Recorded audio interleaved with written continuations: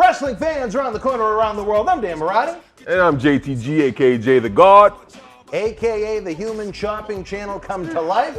A brand new Wrestling Insiders Weekend Review begins now. Tickets are on sale now for our 20th anniversary Back to the 80s and 90s WrestleFest Birthday Bash, Saturday, November the 13th at Memorial Hall in Melrose, Massachusetts. This is Mick Foley. This is Harley Race. This is Shelton Benjamin. This is Mr. Wonderful Paul Orndorf. This is the Monster Abyss. And this is Daniel Bryan. This is JBL, and you're watching the MWF. Be there live. Wrestling fans around the corner, around the world, welcome to the Saturday, September the 18th, 2021 edition of Wrestling Insiders Weekend Review. It is Saturday night. I am fresh off of the airplane. Well, it feels like fresh off the plane. From Las Vegas, Nevada, a long day of travel, connections, so on and so forth. Didn't get back home until about 1:50. So it was a long day, early morning here at MWF Studios as we pre-produce our weekend review for you. Hopefully I'll be popping in on the chat if I don't pass out and fall asleep. It was a long week in Las Vegas. Great interviews coming your way. From Kevin Sullivan, The Godfather, D'Lo Brown, the actual Cauliflower Alley Club banquet itself. So much happening here in Boston Wrestling as the countdown is on to our 20th anniversary bash. Saturday night, November the 13th from Memorial Hall in Melrose, Massachusetts. Tickets on sale now, bostonwrestling.com. Get the best seats in the house as those VIPs. They are a-flying. Let's take a look at the rundown, because I'm not going to do the individual segments as we've done in the past, because I'm just mentally exhausted and I'm worn down. But we are going to bring you each episode this week. Oscar was very busy himself in Sin City. He, as you know, or if you watch his program on a regular basis, you know he's involved in that rap video, a new production establishment. I can't give away too much of his own private information. He can do that himself. So this week we didn't have the Monday night mission after Monday Night Raw, but we did have 4 loaded shows for you to enjoy right now. Let's run them down for you. You talk about a wide variety of superstars' stories and experiences about the 80s, 90s, and current events. New Jack kicks it off with Wrestling Insiders Extreme, where we take a look back at the superstars, the people, the places, the events, the ambiances that made Extreme Championship Wrestling what it was. New Jack joins us this week talking about his time in the USWA in Memphis, talking about Jerry and Jeff Jarrett, Jerry the King Lawler, racism towards Jackie Moore, and much more on top of that. We have Demolition Axe, the legend Bill Eadie, joining us, talking about WWE's current woes in 2021. Then we flash back to WWF in 1987. We talk about the origins of how Demolition came to be, how Randy Cully was the original Smash and some of his original ideas, and how he became replaced by the Smash we all know and love, Barry Darsow. From there, it's Marty Jannetty's no-holds-barred sex, drugs, and rock and roll look at the world of professional wrestling. A little tamer this week as Marty remembers the late, great Mr. Wonderful Paul Orndorf, the Patriot Del Wilkes, the Assassin, Dominic DeNucci, and beautiful Bobby Eaton. From there, we wrap it up with the father figure of Boston wrestling sports, if you will, John Cena Sr., where he shoots on The Rock, Ruby Soho in AEW. The retirement of our friend Awesome Kong, Gable Stevenson signing with WWE, and more. Tickets are on sale now for our 20th anniversary Back to the 80s and 90s WrestleFest Birthday Bash, Saturday, November the 13th at Memorial Hall in Melrose, Massachusetts.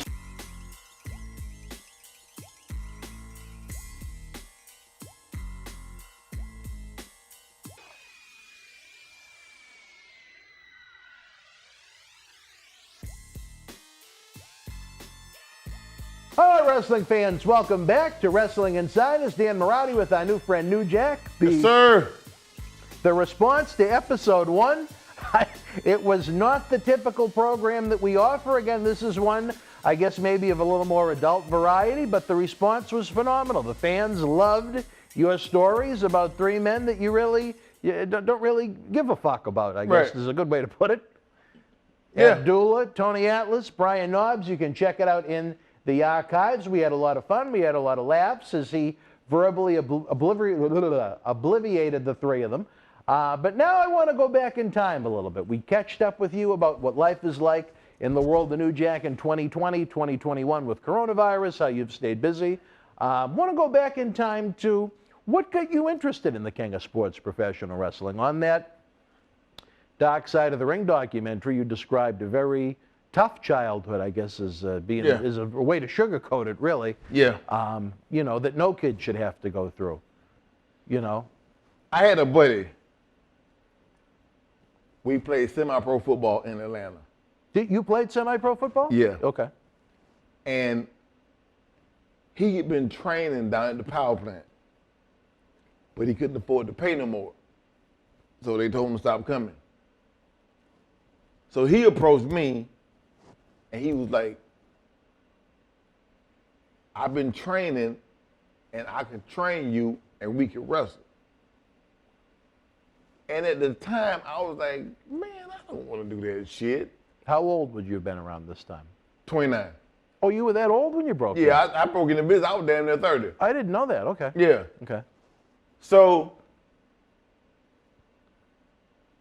we kept talking about it. So he took me down to this little company in Atlanta. I forgot the name of it. And Ray Candy was there. So I got in the ring with Ray. First time. And he was teaching me how to lock it up, do spots, and all kind of shit. And I was like, this shit could be kind of fun. Well, my buddy was getting mad at me because Ray liked me but didn't like him. So I was like, I think I want to do it. He quit. But I had met Ray, and I knew who the fuck Ray was.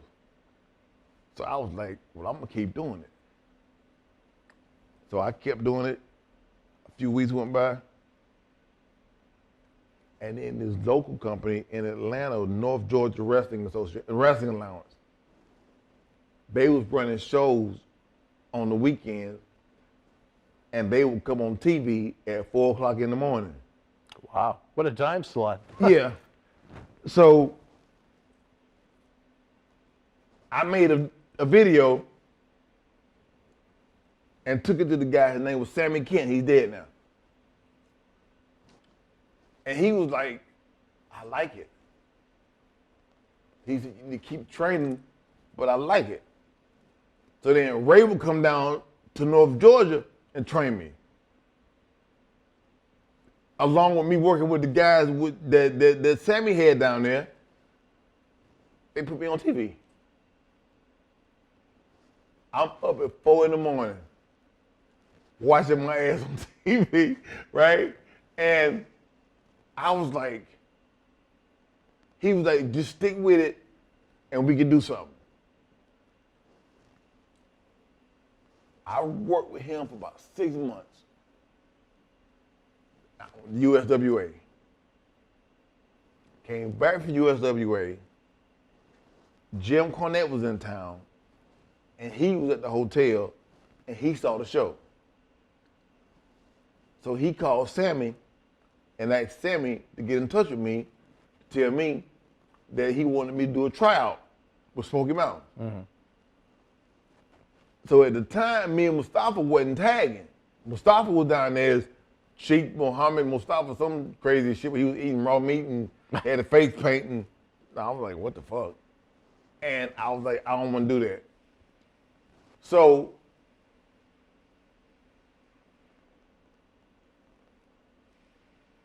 Jim Cornette came, he saw us, so he invited us on the next show that Smoky Mountains had in Atlanta. Mm-hmm. And that's when we got hired.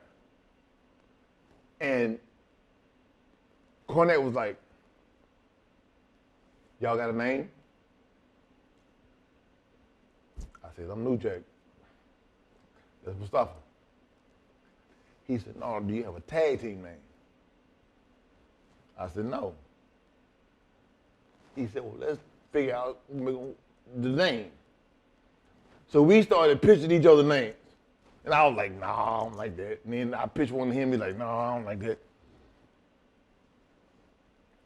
So finally he said, the Gangsters. But he said the Gangsters. I was like, change that E-R-S to an A-S. The Gangsters. He was like, I like it. Like how we'd say it in Boston, the Yeah. Gangsters. Yeah. Even if it was ERS, we'd say it like that. Yeah. And he was like, I like it. He said, we'll call y'all the Gangsters. And that's when we was born. Let's backtrack a little bit because a lot went on between now and then. When you started your wrestling training, were you still playing semi-pro football at the same time? No, that was my last game. Oh, that was the end of your Yeah, I football was career? done. Okay. I played 5 years and I was done. Was there any money in semi-pro football? No. No.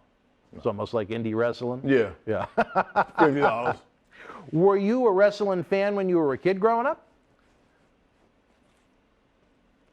I used to go, okay, I was born in North Carolina, Greensboro. But I moved to Florida when I was 13. Then I was 15, I moved to Atlanta.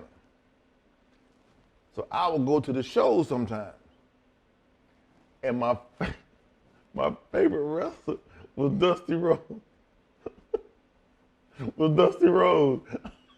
Well, you and him have something in common.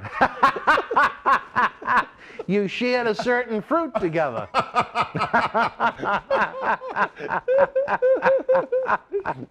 Not the only two that ever had that fine fruit. But Yeah. You and Dusty shared the same fruit. The fruits of our labor, baby. So, and I told Dusty about it. He was like, get out. I said, I used to wear the elbow pad. And the whole nine. And he thought this shit was funny as fuck. I was like, dude, I'm serious. Stop laughing. I'm serious. He was like, okay. So I would go and see NWA Mid-Atlantic in North Carolina. And I would go, not a lot. I would watch it sometimes, not a lot. Mm-hmm. But Dusty became my favorite. So quite naturally, when we started working with ECW and he came through, we connected. Mm-hmm. You know what I mean? Yep. And he was like, it was a promo that he did one time. I don't forget what it was now. Somebody had him in the claw and he got color. And I was like, this. Now let me try to get this understanding. He squeezed your head until you started bleeding. Like he was a piece of fruit, yeah. And he started laughing. He was like, Jack, that was funny, what? I said, I swear to God it was. I said, he squeezed your head till it was about to pop. And he was like, he started laughing. So he went out to the ring and cut that same promo that he did when I was a kid. And we became like that. Really? Became tight with him? Yeah. Yeah. And he would always ask me, he was like, New Jack, give me some of your videotapes that got you cutting promos.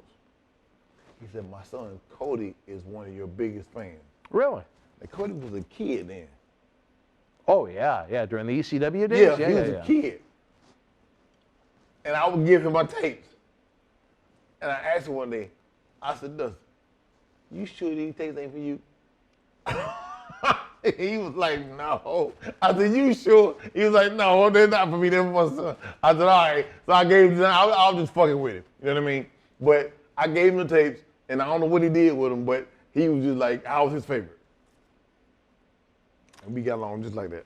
Interesting question, just to try and tie in 2020, 2021 a little. Did you ever hear from Cody Rhodes about doing anything with AEW?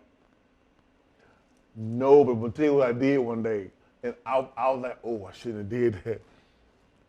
His wife is black. Yeah. I didn't know that was his wife. Oh. So I was on Twitter. I said, Cody Rhodes got a black girlfriend. I said, I know Dusty is doing cartwheels in his grave. And everybody attacked me. Everybody came on Twitter. New Jack, you ain't shit. And I was like, what? And I didn't know. I thought it was his girlfriend. It's his wife. But I never talked to Dusty, but I did talk to some people. And I'll leave it at that. Where they just did that blood and guts match, it would have been a perfect fit. Yeah. I actually mentioned that when we were hyping up that you were coming to the studio, that as AEW did the blood and guts show on AEW Dynamite. What about the master of blood and guts that is sitting to my right now? Yeah. You never know. I like the fact that AEW incorporates the blood. I think it adds a little more realism to it. They did a show one night, and I don't know any of the guys that's working down there really. But the guy came out and was cutting a promo. And he said, who you gonna go and get? Sandman, New Jack, and he named a couple other people. So all these people started tweeting me. They were like, Jack, you saw they mentioned you on AEW? And I was like, no, I didn't see it, but I did, I saw it. Because I watched it. Somebody told me to watch it, and I watched it. Oh, they mentioned you on AEW? Yeah. Oh, I didn't even see that. Okay, Yeah, cool. they did. Well, it's good that they threw that out there a Yeah. little bit, yeah. I'm like, keep me alive. Keep it alive, exactly, yeah. Yeah. No, I mean, you know what, as you mentioned, you know what, you're not exactly a spry 25-year-old anymore, but Right. you know, there's still a lot you can add in small doses, I think, to any wrestling product Yeah. that is into that style. And again, I think blood in moderation is fantastic. Mm-hmm. I think it makes what you're watching feel more real. I think it's part of what's killed a lot of WWE's gimmick matches when they have the big Hell in the Cell or Elimination Chamber or those type of shows. And you have 6 guys in there, or even 6 girls, unfortunately, nowadays, and no color. Right. I mean, one man's opinion, but I think it adds much more realism to it. If you can do it safely, I think why not go for it? To do a cage match and you don't get color, that's fucked up. What's the point? It's pointless. Pointless, exactly.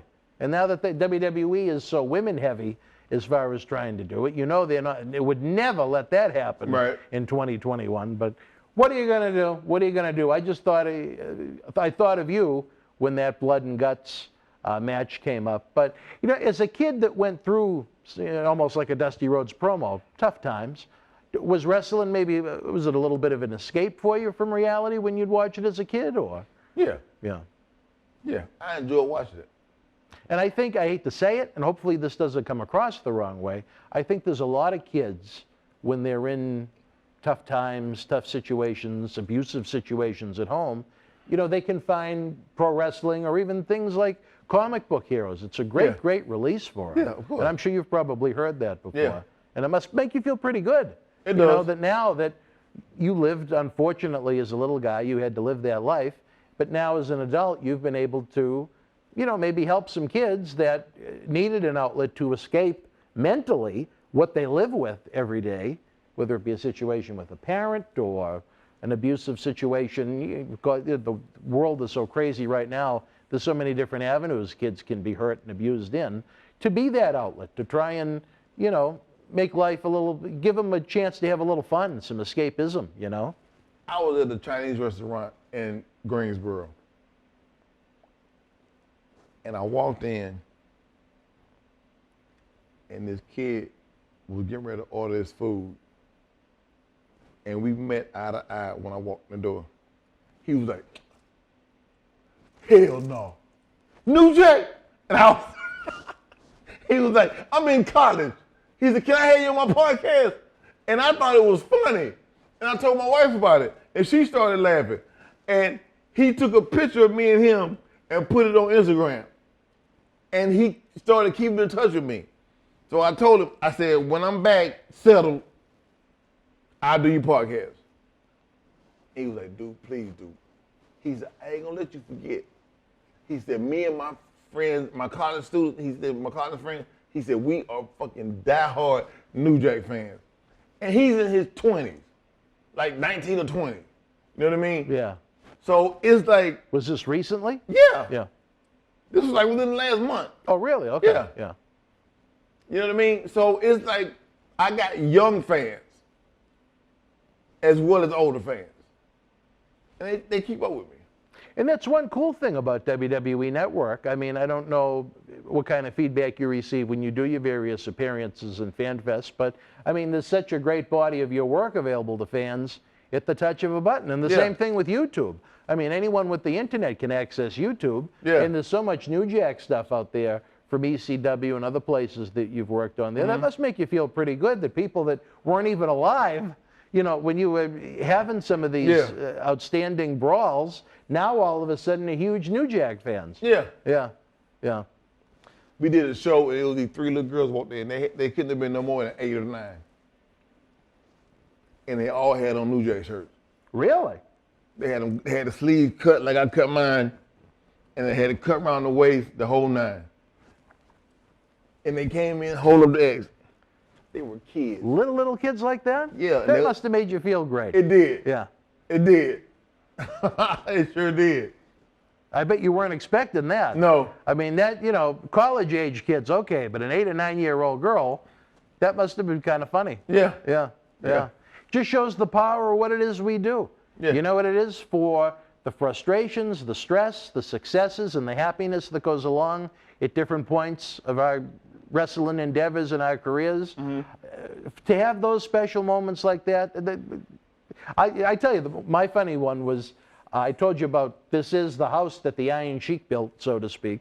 The craziness that he created, it wound up on the Howard Stern show every day for almost a year and a half. WWE is very kind to us. They set me up with tickets to, it was the big WrestleMania in Dallas that did over 100,000, and I couldn't hold it. I had to go to the bathroom. So I was in line waiting to go in. You know, everybody's chit-chatting, blah, blah, blah, blah, blah. And the guy in front of me says, oh, I know you. And I'm like, I hate I mean, who the fuck am I? But he finally realized, he goes, you're Dan, because from the Sheik video, you're Dan Maloney. Because to the Sheik, I was Dan Maloney. To Tony, I was Dan Morella. So neither one of them could say the name right. But he goes, I'm the guy that put the Sheik video on YouTube. Yeah.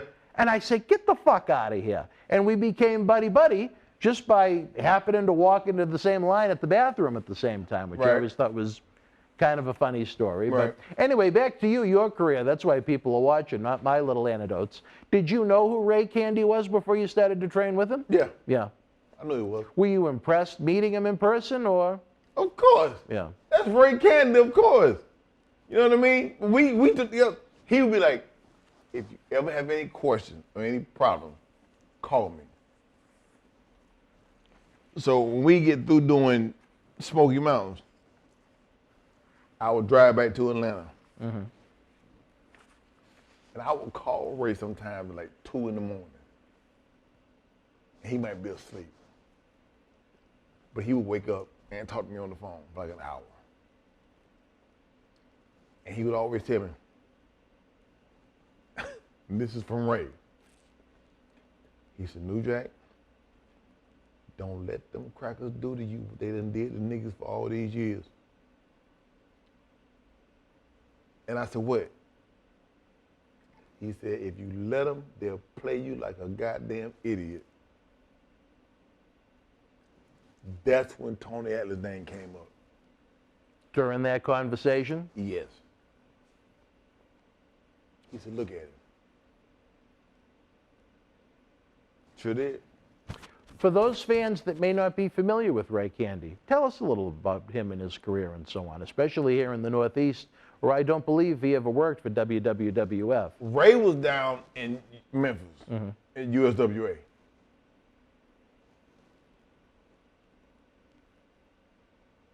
He wrestled with, what's that? Oh, God, that Texas company. World Class? Yeah, I think it was them. I think he wrestled with them. But I called him USWA. Understand something? When I met him, I knew who he was, but I didn't know his complete background. You didn't know his. I got you. You know what I mean? You So- just knew who he was. Yeah. I was like, I'm getting trained by the Candy Man. Sure did. I tell you, the avenues that we take in this crazy profession, but what got you into USWA working for Jerry Jarrett and Jerry Lawler? Jeff Jarrett called Sammy Kent and told him he wanted me to come to USWA. He said, well done, got the belts right now, but they going to WWF. He said, and we need a new tag team to drop the belts on. And he said, I saw New Jack work, and I like this work. Well, my partner, his name was Mark Freer. So this wasn't Mustafa? Okay. This is Mark Freer. But Jerry Jarrett wanted to change his name from Mark Freer. And this is what he said to me. He said, New Jack, we need to think of a name for Mark Freer, for Mark. I said, okay. And you could tell I was still green as shit to the fucking business. So I said, what about Marky Mark? He started laughing. He said, no. I said, well, okay, just your turn. He said, don't y'all call each other homeboy in the hood? I said, dude, I don't live in the hood. I went to college. I said, what the fuck wrong with you? And he said, homeboy. What about homeboy? I said, that's his name. That ain't my name. I said, I don't give a fuck if y'all call him Alfalfa. I said, I don't give a fuck. I said, that ain't my goddamn name. Mm-hmm. So I talked to Mark that Friday. And I told him we was gonna be tagging. I said, they want to change your name. He said, what? And he started tossing around all these names to me. I said, no. They want to call you homeboy. And he was like, what the fuck? I said, bro, that's your name. I said, that ain't my name. I said, that's your name. So he was like, homeboy? So I was like, yeah. I said, that's what they want to call you. That Saturday morning, we did the TV taping. Jerry Jarrett told me to go out there and talk like we talk in the hood. This, that, those, them, girl. I said, I don't talk like that.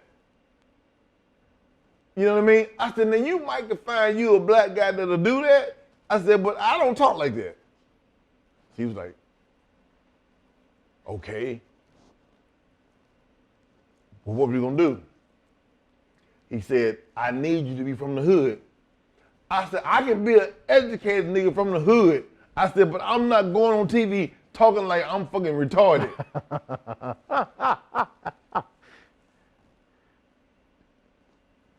So they wanted me to go out and do a promo. And they put the straps on us that same weekend. We came back in that Saturday and did TV taping, and I went and cut a promo, and I did just the opposite of what he wanted me to do. And they got mad at me and didn't let me cut another promo. Really? And we had the bills. Wrestling fans, I'm getting a cue from the back. I'm very interested in this story. We're going to follow up. Right now, I'm going to take a brief time out. Help us keep the lights on here at MWF Studios here in downtown Melrose, Massachusetts. Back with New Jack and Wrestling Insiders Extreme after this brief timeout. Salute.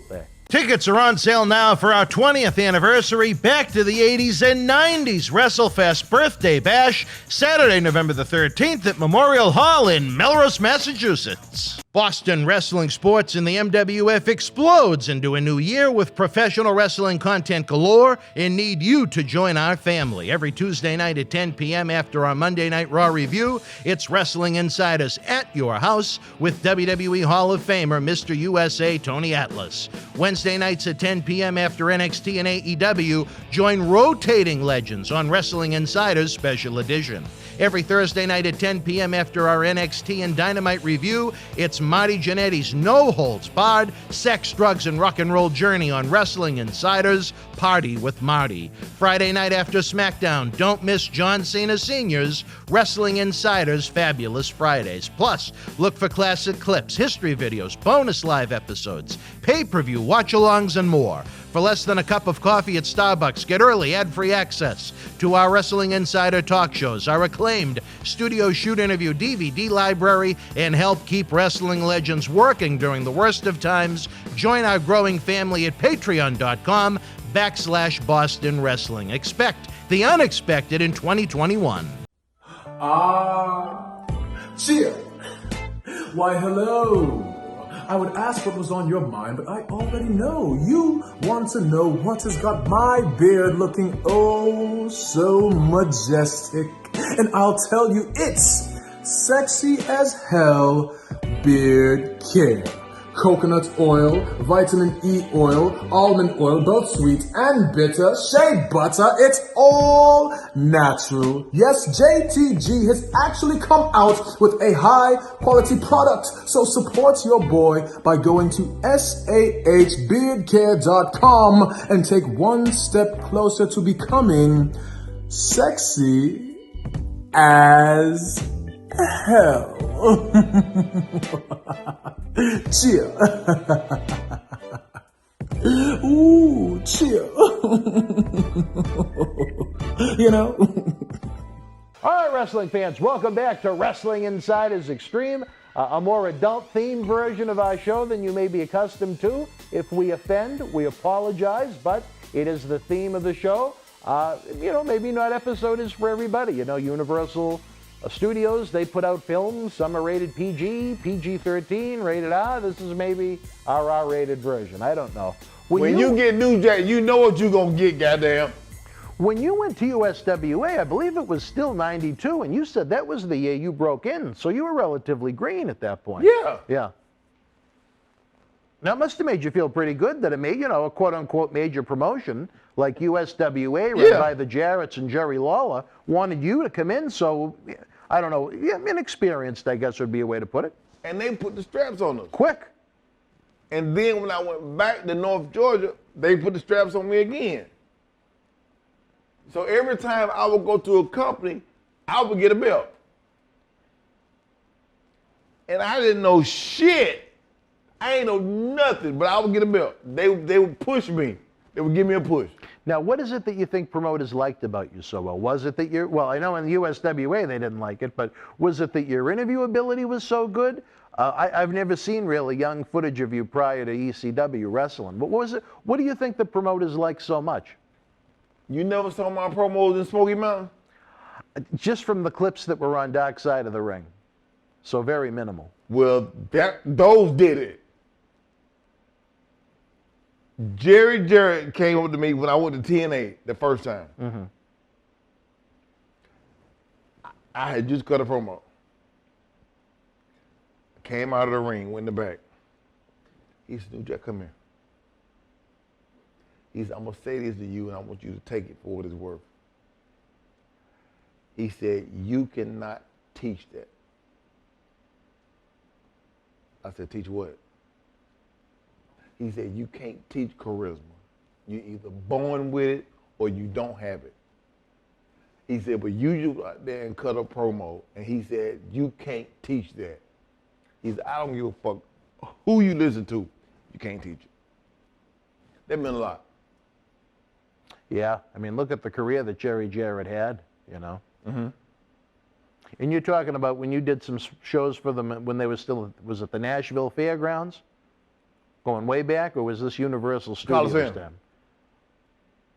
Oh, this is your first USWA run. Yeah. Way back in the 90s. Yeah. Oh, I thought when you said TNA a minute ago, so I thought you were I'm talking sorry. That's okay. No, I like to try and keep the timeline in order when we can. Well, again, any memories of Jerry Jarrett? What did you think of him as a guy, as a promoter? He was all right. Honest? He was all right. He was all right. Yeah. Was the pay? He did cut a little nigga joke one time. Oh, did he? Miss Texas was having a match against, Jackie Moore? Okay. against some girl. And him and Lawler was sitting up in the top of the Coliseum.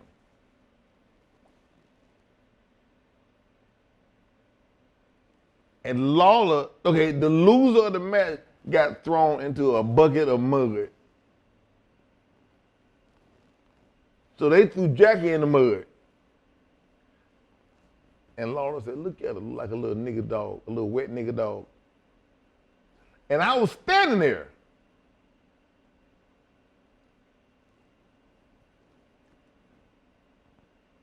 And I asked Lawler, I said, so that's what it's like? And he's like, oh no, Jack, we didn't mean like that. We were just bullshitting. That like that didn't happen. I said, it's hard to act like that didn't happen because it did happen. You know what I mean? I said, you said it.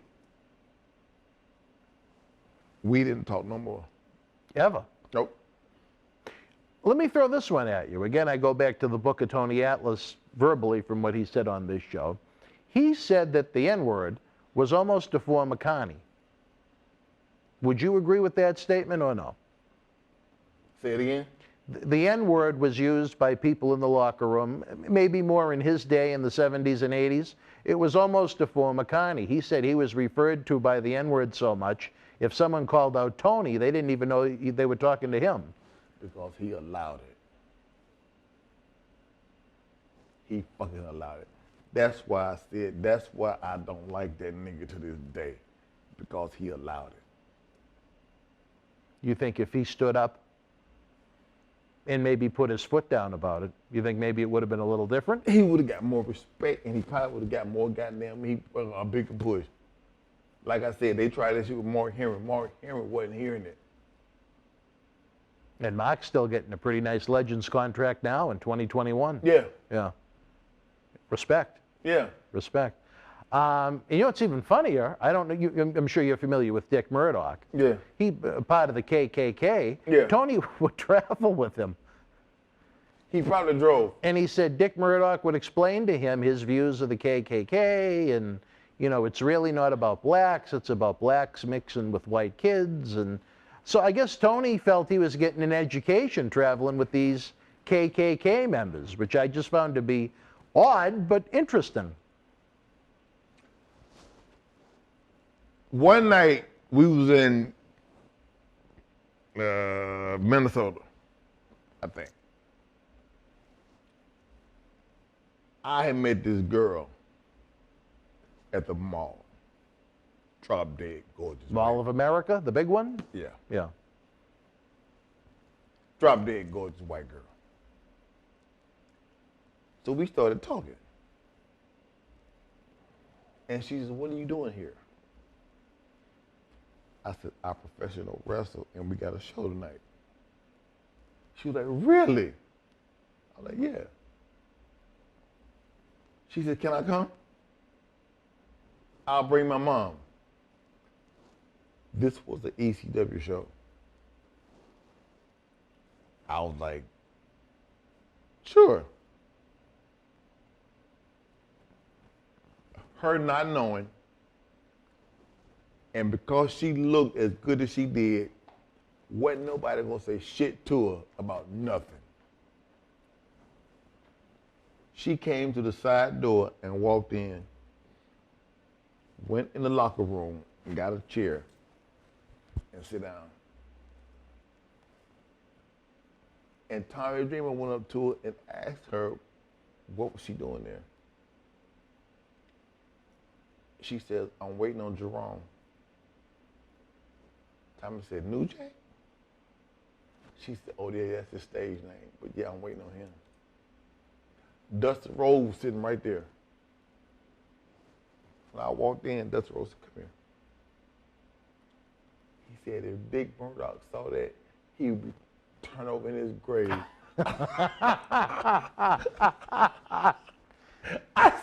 I said, "So what?" He said, "That white woman come in here looking for you and calling you by your real name."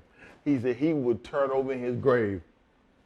I said, "Sorry about your luck, bro, but it is what it is." That was Dusty's best buddy, Dick Murdoch. Yeah. Yeah. They were like that. Yeah.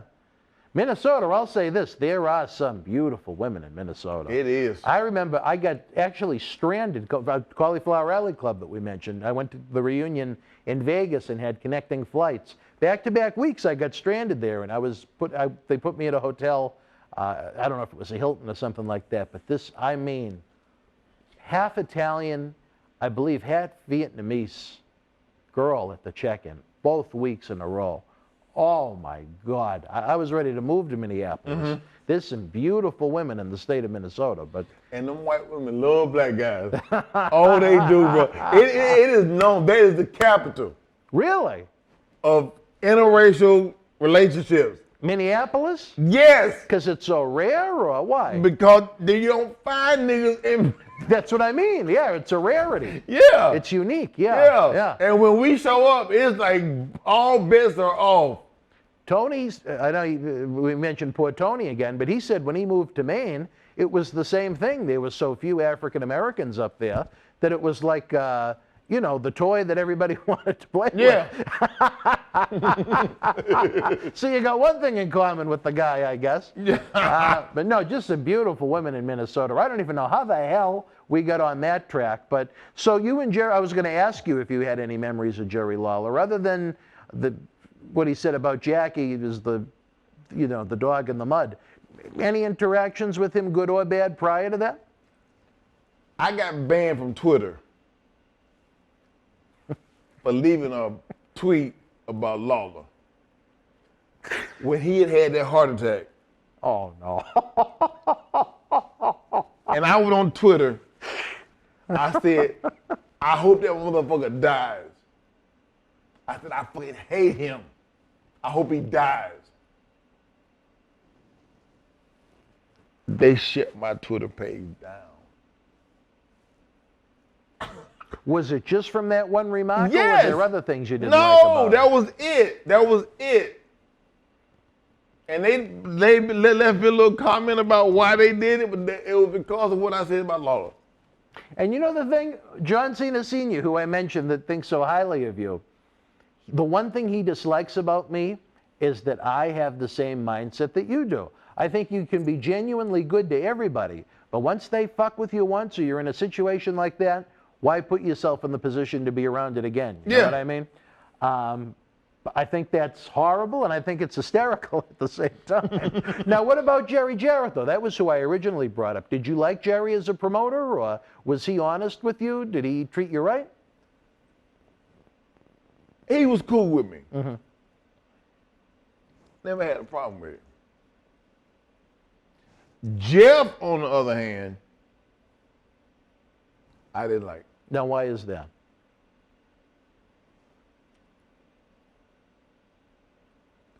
We did a show one night when I was at USWA. And Jeff said, Jack, you got tonight off. It was a tag match. Mm-hmm. He said, Mark Freer is going to do the whole match. You just stand on the side of the ring and cheerlead. I said, we're a tag team. He said, I know. He said, but we give you the night off.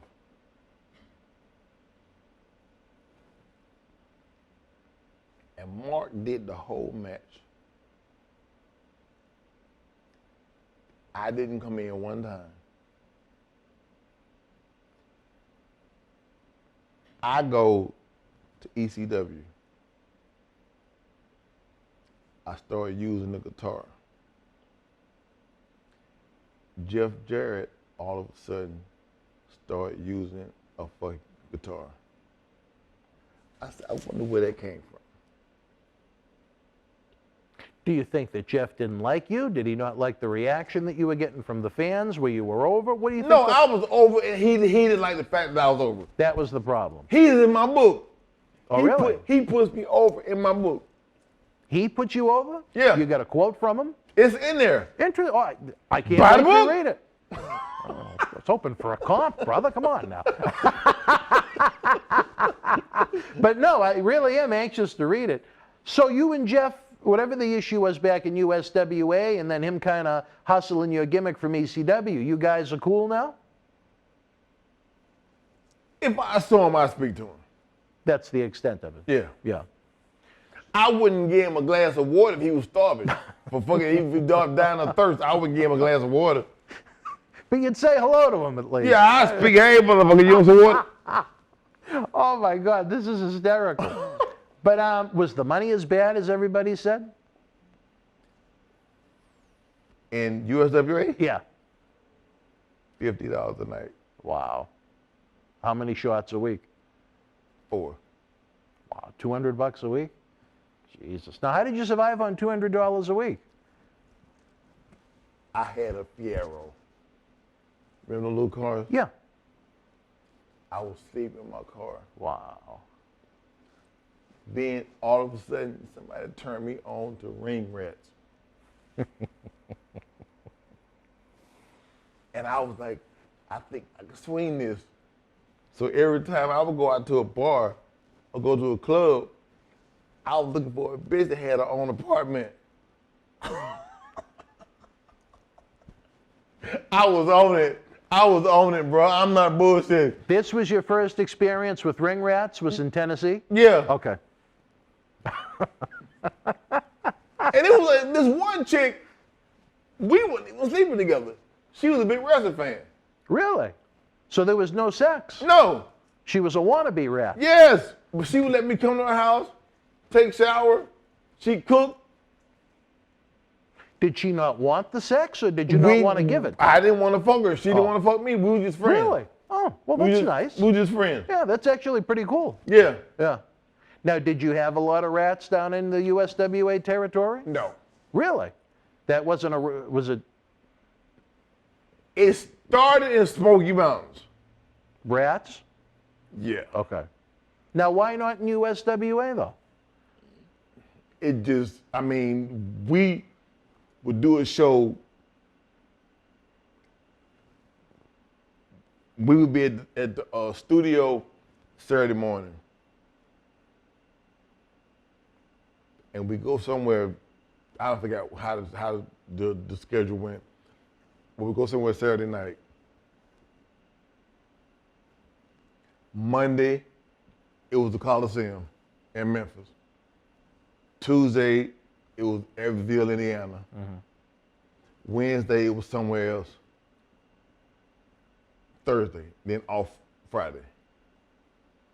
Friday was a night off? Yeah. Really? Huh. Yeah. You think that'd be a night they'd want to run even a spot show, if nothing else? Yeah. But even for the Mid-South Coliseum shows, you were only getting $50? That was it. And see, this was the problem I had. I didn't understand what a draw was. Mm-hmm. Okay, so I was like, I need some money. So I don't forget who it was that told me this. But whoever it was, they was like, get a draw. I said, what's the draw? He said, they will advance you some money for the night. So I would go and get a draw. Then I would get one every night. So when it came time to get paid, I would get an envelope with a receipt in it. Here's your receipt for $0. I'm like, where's my money? He's like, you spent it.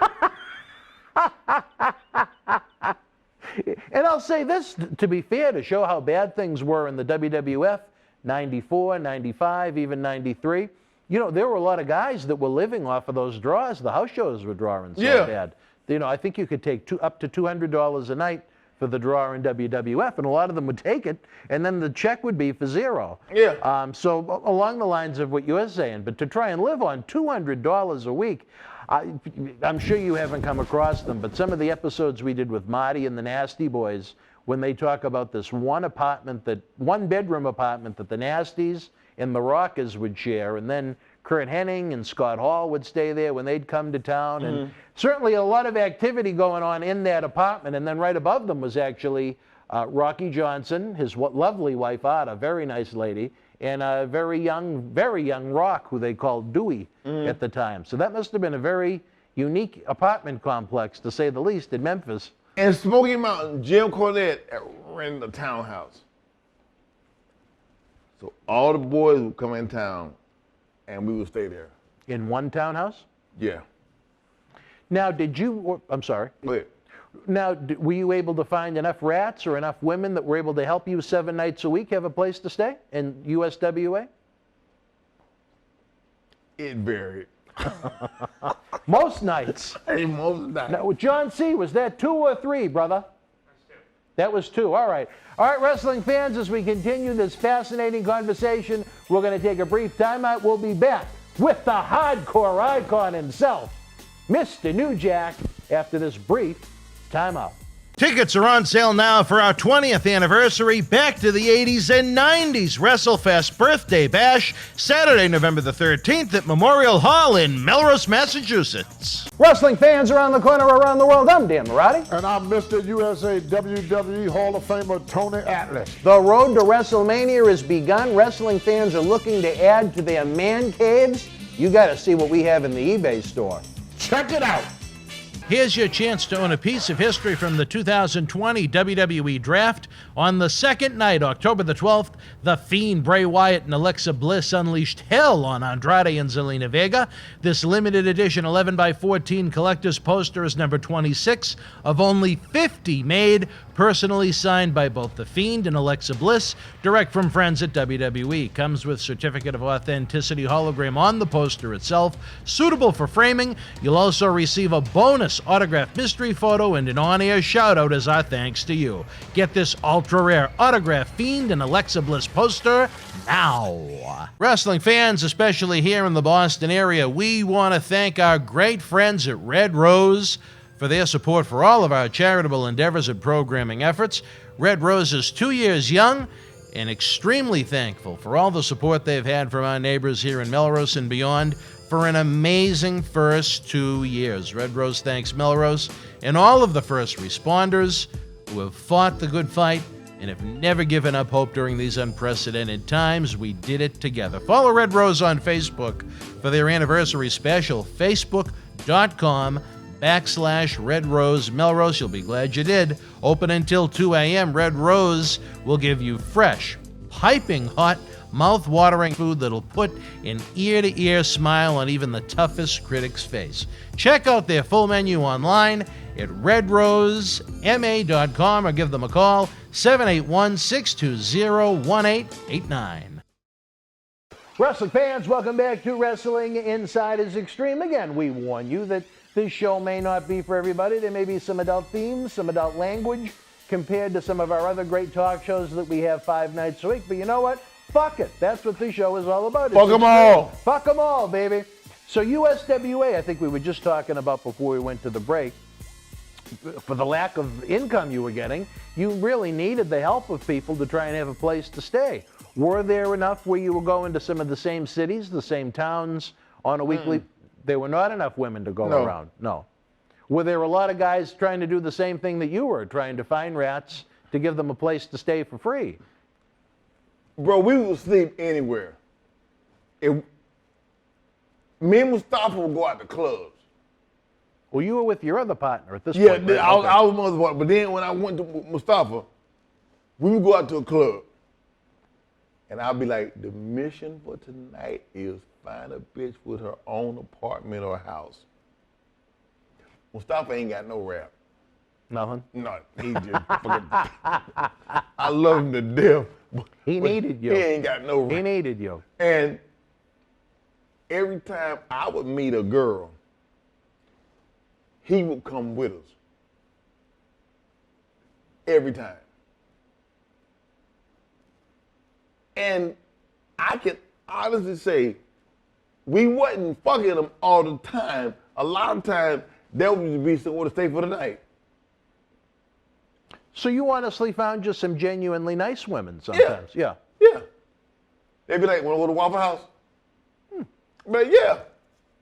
Go to Waffle House, go back to the house, look at TV. Go back, look at TV. Stop falling asleep on the couch. I go to the room. And that's how it was. And that was it? Yeah. Nothing sexual? No. But sometimes it was? Sometimes it was. Yes. Yes, it was. My wife gonna see this, goddammit, and understand something. This was before your time. Mrs. Jack, as we like to say, this happened long before you came into this fine gentleman's world. He had a very unique life before he met you, but think of the positives that you've put in him now, and you've calmed him down just a little bit to the point Yes, you have, baby. He is a kind, loving husband that looks forward to returning to North Carolina to see you when you're done with these great shoots that we're doing this weekend. But, you know, to try and survive, sometimes you had to take one for the team, I'm sure, even if they weren't the most beautiful. I mean, did you ever have to go real low to try and find a place to stay? I mean... There was a girl I met one time. She worked at the Chicken Shack. The Chicken Shack. That pretty much should say it all, but I can't wait to hear the rest. She was big. Hefty. Big girl. Everything about her was big. But they still need love. Yeah, they do. So I tried to put her off on Mustafa. Well, he was bigger than you. But we would go by her job at night. She would close. They would close at like 12 o'clock. And she had me these bags of chicken. I mean like grocery bags of chicken. And she'd give me her key. She'd be like, I'll be at the house in about 30 minutes. She said, but here's some food. And Mustafa swore I was fucking her. I said, no, I'm not fucking her. I'm telling you. I said, that's why the bitch keep coming to your room, because I'm trying to put her off on your ass. You know what I mean? So we would go and we would stay at her house. And it was like a big game. She would just be like, so glad we was there. She would see us on TV, the whole nine. And Was she a wrestling fan? Yeah. Oh, okay. And all her friends would come by and they would meet us and we just have a big ass fucking party. With the chicken? Yes. But I did not fuck that woman. Did Mustafa? No. No one fucked the chicken No. woman. Mrs. Sanders. Did she ever try to seduce either one of you? No, she was cool. Oh, really? She was cool? Yeah, Okay. she was All cool. right. She had kids, everything. She was cool. She was the big girl though. She's just a nice, kind fan that gave you a place to stay and some chicken. Yeah. All right. These are fucking great. The fans are going to die when they see this. They're going to be so much fun. So USWA, though, you went in kind of young. We mentioned in 1992, no pun intended with your last name. And you left in 93. It wasn't a heck of a long run. Why was it so short? No, we was in USWA for a month. A month? Oh, okay. I read it wrong, then. We was there a month. Jarrett told me, he said, I need to put the straps on y'all. Take them off of Well Done. He said, you're going to be here a month to 6 weeks. He said, and then we'll probably call you back later on, which they did. Why would they put the belts on you, then send you home? They wanted to get them off of Well Done. We was new. Nobody knew us. So he was trying to give us a name. You know what I mean? So he wanted to give us a push by putting the straps on us. Mm-hmm. He told me, but he didn't tell Mark, homeboy.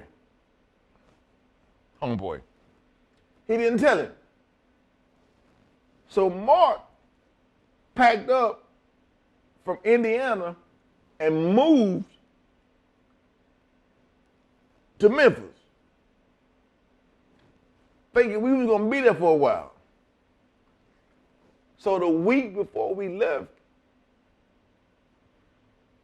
I told Mark, I said, what you gonna do when we're done? He said, what do you mean? I said, well, I'll run this up here next week. What are you gonna do? He said, what do you mean I'll run this up? He said, I just moved down here. I said, well, I hate to be the bearer of bad news. I said, but we're done after next week. So he went and talked to Jarrett, and Jarrett dogged him. He was like, I don't need you, you motherfucker. You just get the fuck out of this locker room. And Oh, really? Mark, Jerry? Jarrett. He said, Mark was like, what the fuck? And he didn't know. His girl left him. He moved. No, he was in Nashville. He wasn't in Indiana. He was in Nashville. His girl left him. They fired him. And then he ended up dying. He died? Yeah. Really? Gee, Yeah. talk about heartbreak. Yeah. It killed him, literally. My Yeah. God. So that was it? Just that short 92 into 93 run, and then you went back to Atlanta? Yep. What was your best memory of Memphis? Something maybe you didn't mention yet. Was there something that stood out that you really enjoyed? Something you liked? People? An experience on the road traveling? Yeah. I got one to tell you. All right. I had a Fiero. And I had a license plate. Oh, how you get those plates made at the fucking, Yeah, vanity plates, yeah. the flea market. I got one that said New Jack.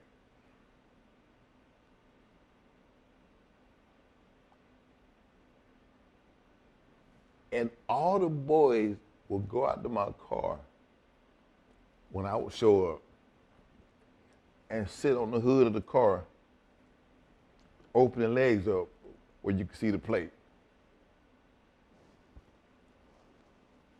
And would take pictures. I'm thinking this is a good thing. Not knowing they was fucking with me because I was calling myself a pro wrestler. And I had a license plate, a vanity plate that said New Jack. So they thought it was funny? They thought you were a mock? Yeah. Yeah. I was. So they would all go and take pictures with this fucking plate. And they'd be like, Jack, where's the car? I said, it's out there. I gotta take a picture. And you will see them standing in line waiting to sit on the hood of my car to take a picture. Really? Now, I wonder if people ever did that with Gorilla Monsoon's license plate. His was a jersey plate that said kayfabe on it. Did it? Yeah. So I don't know about that, but that's funny. Now, let me ask you this. We talked about positive. A worst experience you had in USWA, other than maybe hearing Jerry Lawler's comment about Jackie Moore? Besides not getting enough money for a draw, no. The rest of it was just, It was a good experience other than the money? yeah. And some of the fine women that you met in the Yeah. Tennessee area? Yeah. All right, well, all in all, would you have gone back if they asked? Probably. Yeah. Did you think where Jarrett and Jerry Lawler were so intertwined with WWF at that point, where Vince McMahon was getting ready to go to trial for the whole steroid distribution thing, did you think you had a chance to maybe go to WWF through them at that point? I never wanted to go Really? Now, why is that? because of the politics. Vince McMahon is a political motherfucker. And I never had the intention on going to WWF. I never wanted to go. Really? How many knew- people break into the business say that, huh? I knew I wouldn't have lasted 2 weeks in WWF. Yeah, you might have had that, yeah. I mean, so I didn't want to go. Fast forwarding, my God, over a decade, did you ever get an invite to any of those reunion shows they did? No. No. Vince told Paulie that he was afraid of me. Really? Yeah. Really? He said, New Jack is the devil. I swear to God.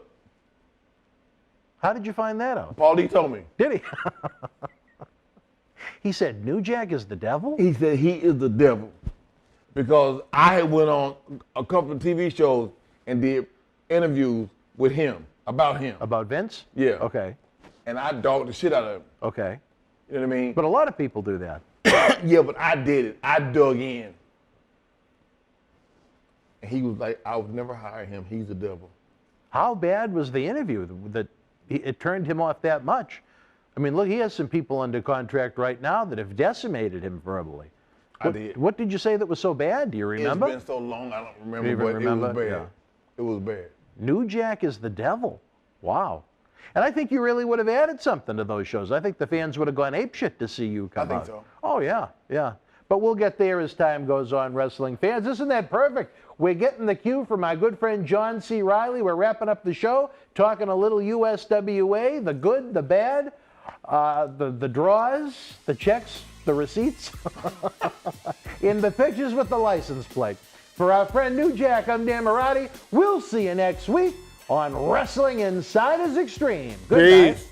Tickets are on sale now for our 20th anniversary Back to the 80s and 90s WrestleFest Birthday Bash, Saturday, November the 13th at Memorial Hall in Melrose, Massachusetts. Tickets are on sale now for our 20th anniversary Back to the 80s and 90s WrestleFest Birthday Bash, Saturday, November the 13th at Memorial Hall in Melrose, Massachusetts. Wrestling fans, welcome back to another Wrestling Insiders. We're getting messages from our great fans from coast to coast.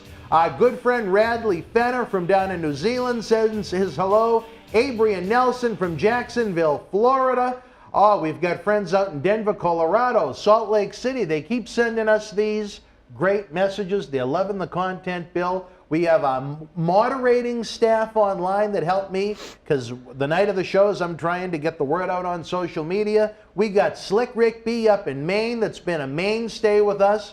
And there's another one, but I don't know if I trust her, Bill. Sometimes she's Tina, sometimes she's Tania, sometimes she's Smokey, sometimes I call her by the wrong name and I call her Stony. She's a woman of mystery, but you know what? We thank you for your help in moderating these shows because without you guys, we don't have a show. I think sometimes there are folks in wrestling, in the wrestling business, that they seem to forget that if they're not good to the wrestling fans and respect the wrestling fans, there's not much of an industry. Oh no, there isn't. It's based on fan participation, viewing, attending, writing. So it's without the fans, why have wrestling? Or if you don't treat them with respect or appreciate them, there's a lot of people that take wrestling fans for granted, and I think that's horrible. Well, you know what? A lot of people in the business, unfortunately, think that the fans are not smart, but they've seen many, many, many, many more matches than I've ever been involved in. They've seen talent way beyond what I could think of. Yeah. So you can't shove trash and garbage to them and say, oh, this is great. They know better. Welcome to 2021. Yes. Look at the ratings decline across Exactly. the board in almost every promotion. Exactly. It's How do you sad. go from 10 million down to less than 1 on some nights? Go back to, and oh, you know what? Geez, I hate to jump ship, but you know what? It's worth noting. February 5th, 1988, Hulk Hogan and Andre on NBC, 33 million people. Yeah. 33 million people. Monday Night Raw, you can't even get 2 million to watch in 2021. Even during the Attitude Era, Steve Austin and The Undertaker did over 10 million one night on cable television, which wasn't free network TV. You had to pay to be able to see Austin and Undertaker and those 10 million people. And not only did Austin and Undertaker do 10 million people on Raw, on the other channel, Nitro had wrestling on TNT. So, man, does it sting to see what we have left in 2021. I don't know if you agree with this, Bill, but I think there are more fans that love professional wrestling that don't watch in 2021 that do. I have to agree with you, and one of the things that verifies it for me is all the virtuals. And then now that things are opening up again, the fan fests, because they're gravitating to the 80s, 90s wrestlers and not today's wrestlers. So, yeah, it's kind of scary. Who knows what's going to happen in the next 2 or 3 years, but I'm a football fan. Who's your team? Well, I grew up in Pittsburgh. Steelers guy? Steelers Oh, guy. Maria Davis, if you're watching, she's probably getting she is Miss Pittsburgh Steeler. And I live in there. Atlanta, so I try to root for Falcons. That's your NFC team. And but if they had wrestling, I mean, if they had football on, and they do sometimes, Sunday, Monday, and Thursday. But if they had football on every night, like it seems they have wrestling every night, there'd be a lot of nights I wouldn't even care, let alone watch. You know what I think the problem is, Bill? To me, wrestling was always a weekend thing. Yeah. And now there's no wrestling, other than the pay-per-views, there's no wrestling on the weekend anymore. Raw is Monday, NXT Tuesday, AEW Wednesday.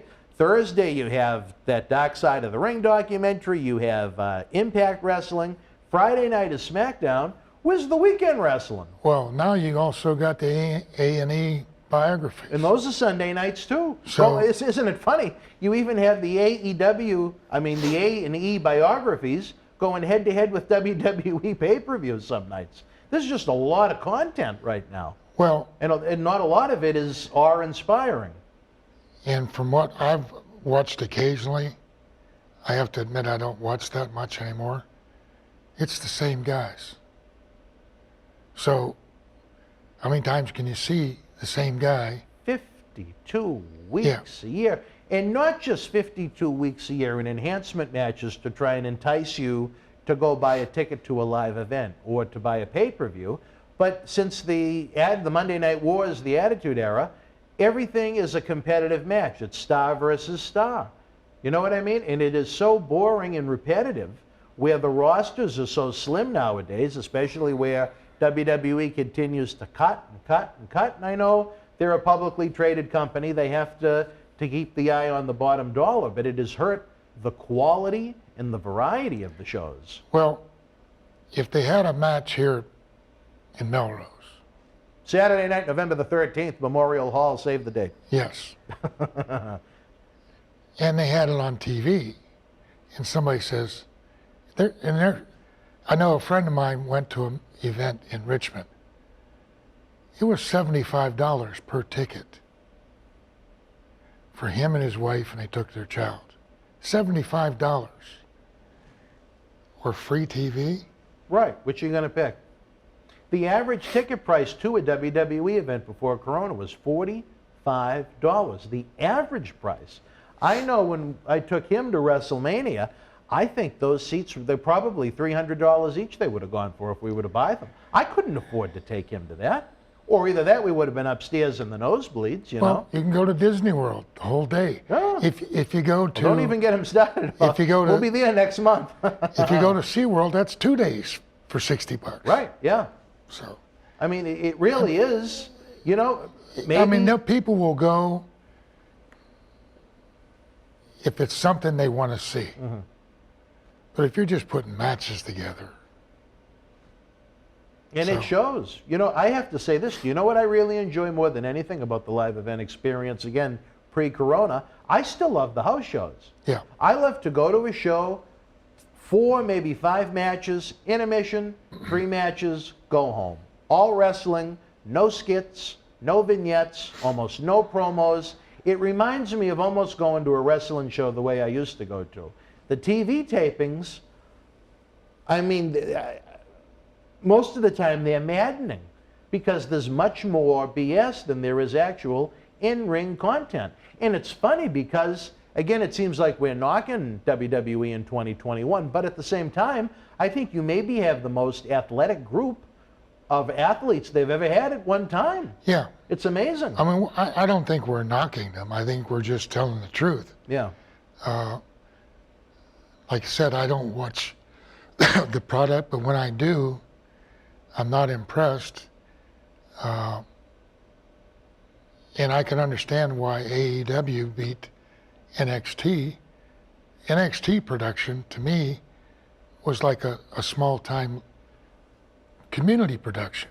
Right. It was almost good. like an indie with It was better good. production values. Yeah, it was good, but it didn't match the other WWE events. No, not even close. So- and to be honest, I don't think it was meant to. But why would you do that? Why would you take a night from your viewership and not give them the best product? I think they were trying to break AEW's balls before they had a chance to really get a following and a. Well, that's probably true. I mean, why else would you pick the same night at the same time to run the show? You know what I mean? It was in a deliberate attack on them. And interesting. Do you think it, in the grand scheme of things, did it hold AEW back by having NXT launch at the same time they did? AEW now has been alone by the time we're taping this, 4 or 5 weeks, I'd say. And, I mean, there's been a little bit of growth, but nothing to write home about. So I don't know if AEW just has a fan base that is AEW loyal, that loves AEW as it is. I don't know how many NXT fans they, quote unquote, took from NXT not being on Wednesday night. Right. And I don't think NXT has really benefited by being alone on Tuesday night. I don't think they've taken any diehard or too many diehard AEW fans and taken them into the fold on Tuesday. I think both bases kind of had their own fans, and it was almost like the end of Raw and Nitro. I mean, Vince probably thought, this was in the time when I was around WWF with Ed Cohen, when that sale went through, when they bought out WCW literally for pennies on the dollars for what they could have got. Yeah. But, they probably had the expectation that the Raw ratings would be higher than ever, where there was no Nitro anymore. And if you look at the ratings pattern in 2001, it turned into a massive decline. Yeah. So you really never know. Well, I'm just concerned. I mean, I have no dog in the fight. I'm just concerned with the direction that it's projected to go on. I tell you this, since the bell rang at WrestleMania 17, outside of a little bump up when Cena and Batista got hot at the same time, it has pretty much been a downward slope since 2001. Yeah. 20 years. I'll say this, maybe to compliment WWE, I like their main event picture right now. I think where you have Bobby Lashley as your champion on Raw and Roman Reigns as your champion on SmackDown, you have two guys that at least bring credibility to what you're trying to present. They both look like two guys that can kick ass, and when they get in the ring, they're very good.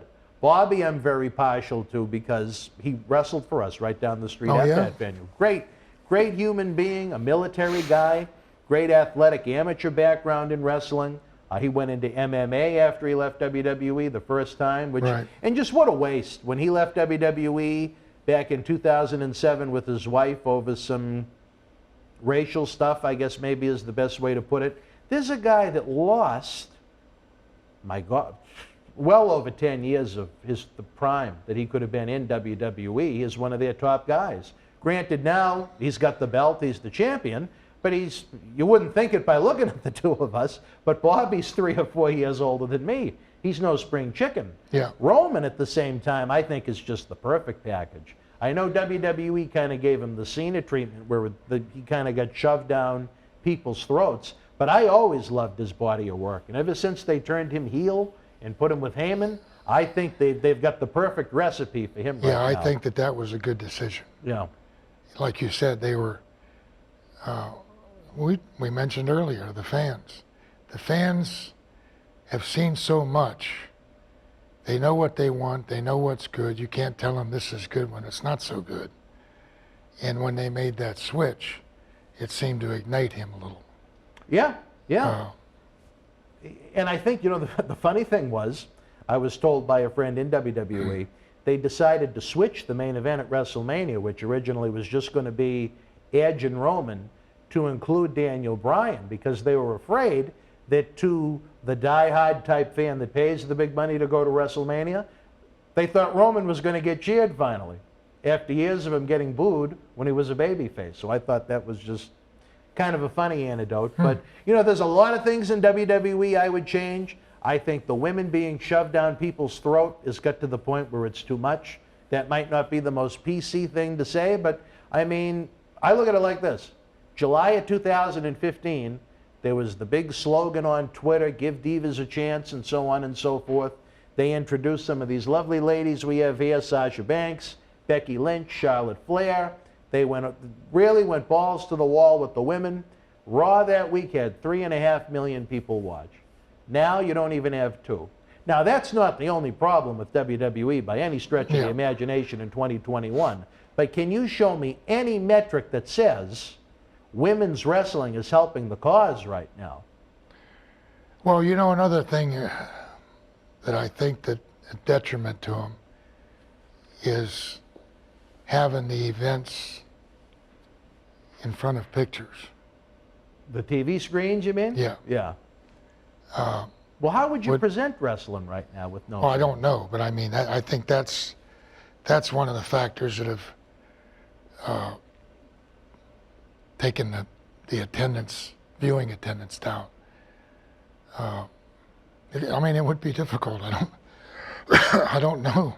It's just, and then the scuttlebutt that they're not going to do live events. Is that true?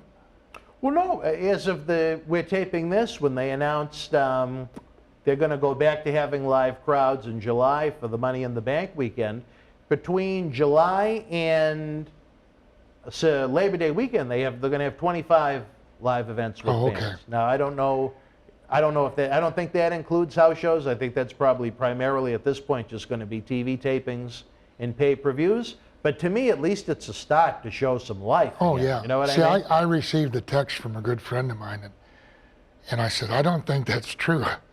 I don't think that they're going to curtail live events. Why would they? There was a rumor going around that they were going to try and eliminate them altogether. But I tell you this, I think you hurt the talent, not only in the wallet, but as far as the learning experience and the improvement goes by having them wrestle once a week. You hurt the company in the wallet. Yeah, that too. Well, you know what? Honestly, as coronavirus hit, the house shows really were turning into a money loser. Were they? The attendance was tanking so bad. So, but I think at the same time, even if the house shows between the merchandise and the ticket sales, you break even, I think you need to do them for the benefit of the talent being going out to learn how to work in front of live people. I think having them work straight TV matches that are timed once a week, you're not creating workers, you're creating almost actors. There you go. Actors. There you go. And that's not a good thing by any stretch of the imagination. But what do you think of the women wrestling? I don't think you and I have ever talked about that. Do you think it's too much? Do you think it's too little? I know my opinion. I would, if they really think that there's so much value to these women, between all of their TV platforms, their own network that they have now, YouTube, however you want to do it, I would take all the women and I would give them their own 1-hour show. I agree. That was my answer. Oh, sorry. But, they had, years ago, they had Glow. Yeah. They had their women's group. There was 2 or 3 Japanese companies exclusively. Right, they did very well. Exclusively women. Yeah. That Dream Slam event back in the 90s was almost like a women's WrestleMania over in Japan. They've got so, like you just said, they've got so many possibilities. Why wouldn't they have one night of women's wrestling? Why can't there just be a show with just men's wrestling? Yes. And I'm not trying to be disrespectful towards the hardworking ladies, but I don't know. Again, I know you don't watch a heck of a lot of it, but I enjoy Asuka. I think she's very good because I think she gets in there and works like one of the boys. Yeah. I think Ric Flair's daughter is very good, but for the majority of them, when I see them come out, I just want to change the channel and watch a baseball game or a basketball game. Maybe that's what's happening. I think it is. You know, what's funny is, I don't know if you're familiar with all the releases that took place after WrestleMania. Yeah. I mean, you talk about cold. Usually they wait a couple of weeks. I don't even think the ring was taken down yet in Tampa. That's traditional. That happens I don't think it was ever this quick, though. I still think the ring was up in Tampa as they were making the announcements. I agree with that, but that's a yearly event. Oh, every year, yeah. It's like tradition a harvesting. Yeah. And inside, it's sort of like let's see who we can get this year out of left field.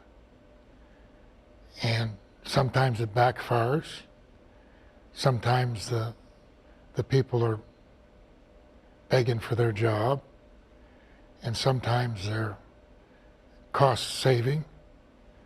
Sometimes it's salary reduction. It's planned. Oh, sure. So. I thought it was funny. Mickie James did an interview. I don't know if you're familiar with her. Yeah, I know Mickie. After she was released, she, almost like what I just said, she had pushed for the same concept, an all-women show. And they said to her, look, we tried to do the Women's Evolution pay-per-view. It was the least watched pay-per-view in the history of the company. Just so they could try and say they had a sellout, they were selling tickets for $5 and $3 in the New York area to try and fill the place. They said, point blank to her, the women don't make us any money. But if the women aren't making them any money, why are they taking up sometimes a quarter or a third of the TV shows every week if no one wants to see them? That's the part I don't understand. Yeah. Do they really want to be PC that bad so they can go to these corporate functions or whatever and say, look at what we're doing for these women? Well, look at what they're doing for these women, but they're making the wrestling fans not want to watch. Well, I would take your idea and have a women's division show exclusively, and then have an all men's show, and then a mixture show. They've got enough. My God, they got 7 days a week television. Raw is tough, and Monday Night Raw is the mainstream of the company.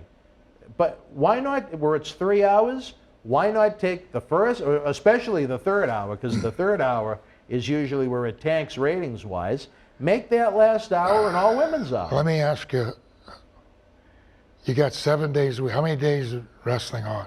6? If you include the pay-per-views, yeah. Saturday is really the only naked Why do you day of the need week. 3 hours? USA likes the ratings. Even if they're tanking, it's still one of the highest rated shows on cable TV. Well, they're paying them, so. Big money. $5 million a week. Are the other shows 3 hours as well? No, Raw's the only one that's 3. NXT is 2, SmackDown is 2, AEW Dynamite is 2. I tell you, you know what I think the perfect presentation ever for a wrestling TV show was? And granted, it wasn't weekly, but if you go back to Saturday night's main event, those 90-minute shows that always left you wanting more and left you excited and got you pumped up. 3 hours is a chore sometimes to watch. 2 hours is a chore to watch sometimes. I always liked that 90-minute Saturday night's main event. I remember when I was a little guy, I would go to bed, and then after the news was over, my parents would come and shrug me on the shoulder, and they'd wake me up, and I'd go and sit in their bedroom, and I'd watch Saturday night's main event on their TV while they fell asleep, and then I'd go to bed. I thought that was the perfect presentation for a wrestling show. Maybe it's because I'm looking back at it as a kid, and most people, when they look back at it as a kid, they think that was the best of the best. But, I mean, look at the ratings that show did on NBC. It was popular enough to take Saturday Night Live off of TV every 6 weeks, you know? Right. That was a hot program. Well, it's evident that something has to be changed. Big time. So, but we're talking about it, and when they're looking in from up above, they're saying, those two guys don't know what they're talking about. We know best. I think the fans may agree with us. I don't know about Stanford. Oh, the fans do. I think the fans do, because I hear it all the time. You live it. When every convention you go to, every show you go to. Here's a situation. I work with juvenile offenders. When I first started working there 10 or 12 years ago, when some of the officers and other teachers realized who I was and what I did before, they were always talking wrestling. This is 10, 12 years ago. The last 5 or 6 years, there's one rabid fan. This guy loves wrestling. He probably watches 7 nights a week, all the hours. From hundreds of people talking to me to one guy talking to me. That's where it's got now. The other 99 don't give a damn because it's too much. Now, if it was good 10 years ago and would have stayed that way, they'd still be watching. And that's not against the guys. You can't blame the talent. No, they're some of the hardest working people on the planet with what they go out there and do. But it's some of the things that they're doing from the... It's what they're instructed to do is the problem. Yeah. And I bet when you have these conversations, are they talking about Kevin Owens and Drew McIntyre? Or are they talking about Randy Savage? Are they talking about Andre? Are they talking about some of the other legends back there? Miss Elizabeth, I see. They're not talking about any of the guys currently. Yeah, and that's a big problem. Yeah. Nobody cares about most of those guys. I mentioned Roman and Bobby as guys that stand out, but as far as what they have to feed them as challenges for their championships, it's slim pickings. And slim pickings. You were correct with Lashley. When Lashley first hit the scene, if they'd have gone with that and run with it, but there again... If Cena was 1, Bobby could have been 1B. Yeah. There's your Raw guy, there's your SmackDown guy. But for some reason, somebody sitting back in the office, watching a monitor says, I think this guy's going to get too hot. He needs to be squashed a little bit. Well, with Bobby, like I said, it was more of a racial issue, I guess is the best way to put it. And for him to leave for that long, my God, you're not talking about a year or two. You're talking about he left in 2007. Yeah. And he didn't return until 2000 and, gosh, what year is it now? 21? My God. He's been back, whatever year it was in New Orleans, 11 years I think he was gone. Now that's a long time. Imagine what they could have done with that man over that period of time. I mean, the real, not only is in the ring, but I mentioned his real life background and what he does for the community out in Denver. He has kind of a karate, MMA, wrestling type school. He does a lot for the kids in that city. I mean, he's someone you want to represent you. Yeah. He's like, I mean, granted, has he done the amount of Make-A-Wish greetings that John Cena has? No, but no one else on the planet has. But he's just a genuinely good human being that you'd want to be part of your company. But everybody... The fact that they didn't go out of there, and again, I hate to knock WWE, where they've been so good to me, where they've been good to that little guy in the, well, not so little guy in the booth, but, you know, they really should have gone out of their way to try and mend fences with him, because he's exactly the type of person you want to represent your company, not bring him back when he's 42 years old. You know what I mean? They just completely and utterly missed the boat on that. But it is what it is. You can't change history. The fact is that he looks so good at the age of 44, I think says a lot about, you know, how well he's gone out of his way to keep himself in shape.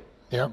And again, with Roman, I mean, I never disliked Roman. I know a lot of the fan base, males that were around my age, started to hate him again because they felt he was being shoved down their throat. But I always enjoyed his body of work. His promos sometimes were a little lacking. You know, when they went with the crazy idea, well, we'll make him more handsome if we put blue contact lenses in his eyes. I mean, come on. Come on, Bill. Is it just us? No, it's not just, well, look at the ratings. Look at the millions of people that have vanished into thin air like Houdini. It's not just us. We're not we're not the two smartest people in it. But we're not the dumbest, I guess, is the way. I don't think I am. I have to check with my wife. Well, you know what? Sue is a wise lady. But again, folks, I want to take a brief time out. We're talking 2021 here. We want to get back into the thick of things.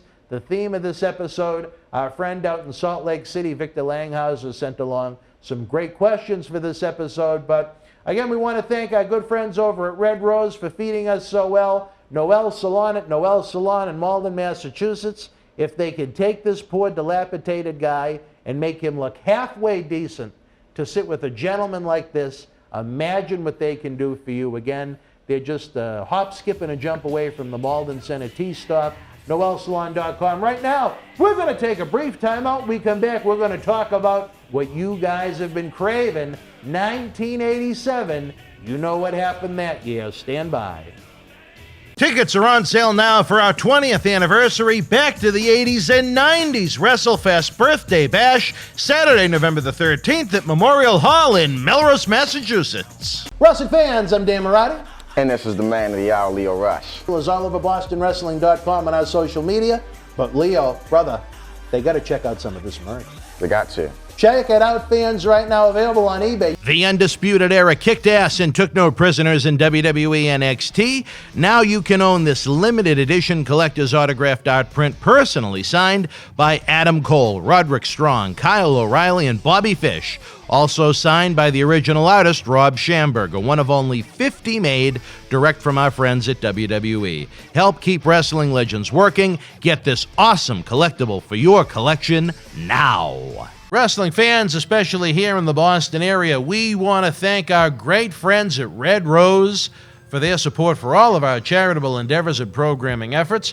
Red Rose is 2 years young and extremely thankful for all the support they've had from our neighbors here in Melrose and beyond for an amazing first 2 years. Red Rose thanks Melrose and all of the first responders who have fought the good fight and have never given up hope during these unprecedented times. We did it together. Follow Red Rose on Facebook for their anniversary special, facebook.com/Red Rose Melrose. You'll be glad you did. Open until 2 a.m. Red Rose will give you fresh, piping hot, mouth-watering food that'll put an ear-to-ear smile on even the toughest critic's face. Check out their full menu online at redrosema.com or give them a call, 781-620-1889. Bill, we were having so much fun, we missed all the time cues they were trying to give us in the back. But now I want to get into, again, the theme that everyone has talked about. I mentioned our friend Victor Langhauser out in Salt Lake City wanted to talk about it. 1987, the first TV taping in 1987, January the 5th, the debut of Axe and Smash Demolition with luscious Johnny Valiant. Tell me, how did we go in 1986 from you becoming the super machine to this transition into Demolition? Tell us the story of how Demolition came to be. Well, I need to know. Randy Colley had approached me, and he said he had talked to Vince about this character. Mm-hmm. And wanted to know if I'd be interested. And then Vince had approached me and said he thought it was a good idea if I wanted to try it. He wasn't going to force me to do it. So Randy had a variety of combinations, fur boots and a mask that you wore in the ring, different types of costumes. So we tweaked it a little bit, got rid of the fur boots, got the heavy duty bike boots, put paint on instead of the mask. The original, he had sort of like a monkey man gimmick. Didn't call it the Monkey Man, but that's what it appeared to be. You were going to be like monkeys? Well, I wasn't. He was going to be like a monkey. Yeah. And then he got the idea basically from the movie. Or was it Thunderdome or Thunder? Thunderdome? Okay. The Mel Gibson movie. Mad Max? Mad Max. Okay. With the hockey mask. But when he took off the hockey mask, we'd go into the ring with the hockey mask. When he took off the hockey mask, it had sort of like a fur mask, like a monkey face, which I wasn't really keen on. So I said, why don't we just do paint? And we changed the outfits to the guy, the Mad Max guy. He had that strapped outfit with the metallic items in it. So it was a process of about, I would say 4 to 6 weeks of tweaking it, and eliminating and trying to input and then eliminating. So we got the idea, presented it to Vince as the Demolition characters that the people know. And Vince liked it right away. And I liked it. So we had our first event. It was either in the Meadowlands. Yes, it was. Two matches. The Meadowlands the first night, and we went out, and there was a good reaction from the people. Yeah, I remember it on TV. But when Randy took his mask off, people recognized him as one of the Moondogs. Why not? He was in there for 3 or 4 years as their top tag team. Right, yeah. But they didn't know who I was, because I hadn't been in there other than being a superstar. Other than with the hood, yeah. Yeah. So the reaction I heard when we went out was good, but it sort of fizzled. The reaction to the match was okay. The next night, I think it was Hershey. Same thing. So I remember after I was scheduled to go to Japan in 2 weeks anyway. I had already had a commitment to Inoki. So we got back to the dressing room, and I told Randy, I said, Randy, this character's going to work. But unfortunately, and this was tough for me because Randy was my friend, it's not going to work with you. It's going to work with somebody. Me, somebody else, 2 other guys, but they know you. And he says, oh, I know that now. He says, after 2 days, he said, he was smart enough to pick it up. He knew it. And I told Vince, I said, Vince, the character's going to work. He says, oh, I know it's going to work. He says, what if we get you a new partner? I said, well, you have to clear it with Randy because he's came up with probably 75% of the character. He said, I already talked to Randy and I want to use Randy. That's when he used him as under the mask. As a shadow. As the shadow, yeah. So I said, okay. He said, well, I want you to start looking right now. I said, you realize I'm going to Japan in 2 weeks? He said, no, you can't go. He said, you got to change that. I said, Vince, I gave him my word. And I said, all throughout my career, the one thing that I hold in high esteem is if I give someone my word, it's gold. Well, you can't. We can't afford you if you go over there. So I said, Vince, put it in this situation. What if I was in Japan and I gave you my word I'd be here? And all of a sudden I called and said I'm not coming because they want me to stay over there. He didn't like it, but he had no out. So I went to Japan, and in the meantime, he had touched base with Barry, and he had also called me, and he had, I want to say, 3 other guys, at least, probably more than that, but I know 3 for sure. They had called me and said, hey, what about using him? What about using him? Do you remember some of the other candidates? Yeah, but I don't want to mention them. Oh, come on. No. Why? I just don't, because they weren't aware of it. Oh, they didn't even know? No. And I ixnayed them. And I didn't ixnay them because they were not talented. I said, we just went through the same thing with Randy. They'd be exposed. You want me to take this guy who's been working here for 4 years and bring him out as Demolition? It's not going to work. This guy, not going to work. That guy, not going to work. We got to bring somebody in. New. He said, yeah, you're right. But he says, we had these guys here and I thought we could use them. I said, you can use them. I'll go to Japan. Put those 2 guys together and make Demolition. Well, I don't think it's going to work that way. Now, let me ask you this. When these conversations started with Randy, were you still the Super Machine? No, I was, yes, I was. Now, when the Super Machine run came to an end, did you think you were done with WWF for a while? I was going back to Japan. That's why I already made the contract agreement. So you thought you were done with WWF once the Machine run came to an end? I only went in as the Machines as a favorite Andre. Really? Yeah. I had previously been in there as Superstar, and I didn't enjoy the experience. We're going to talk about that at some point in this series. So Andre said, we want to try this in New York, and I said, I'll go with you, for you. And when it's done, because I had a standing contract with Inoki. I had 14 weeks a year on his word. Never signed a contract.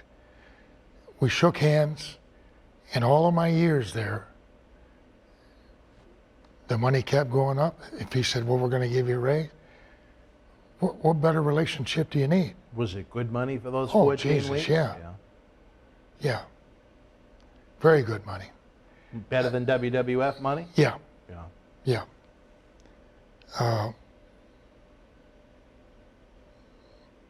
So I went back to Japan, and then they had contacted Barry. I think they contacted a couple other people. And then when I got back, Vince had asked me to meet with Barry, and I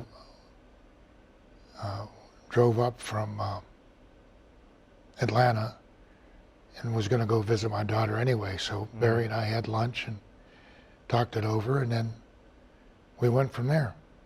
Why did you think Barry was the guy? Well, I had talked to Ivan, and he said he's willing to learn. He's never been a headache. And we hit it off right away. He seemed like an honest guy, which he is. He seemed like he wanted to learn the business, which he did.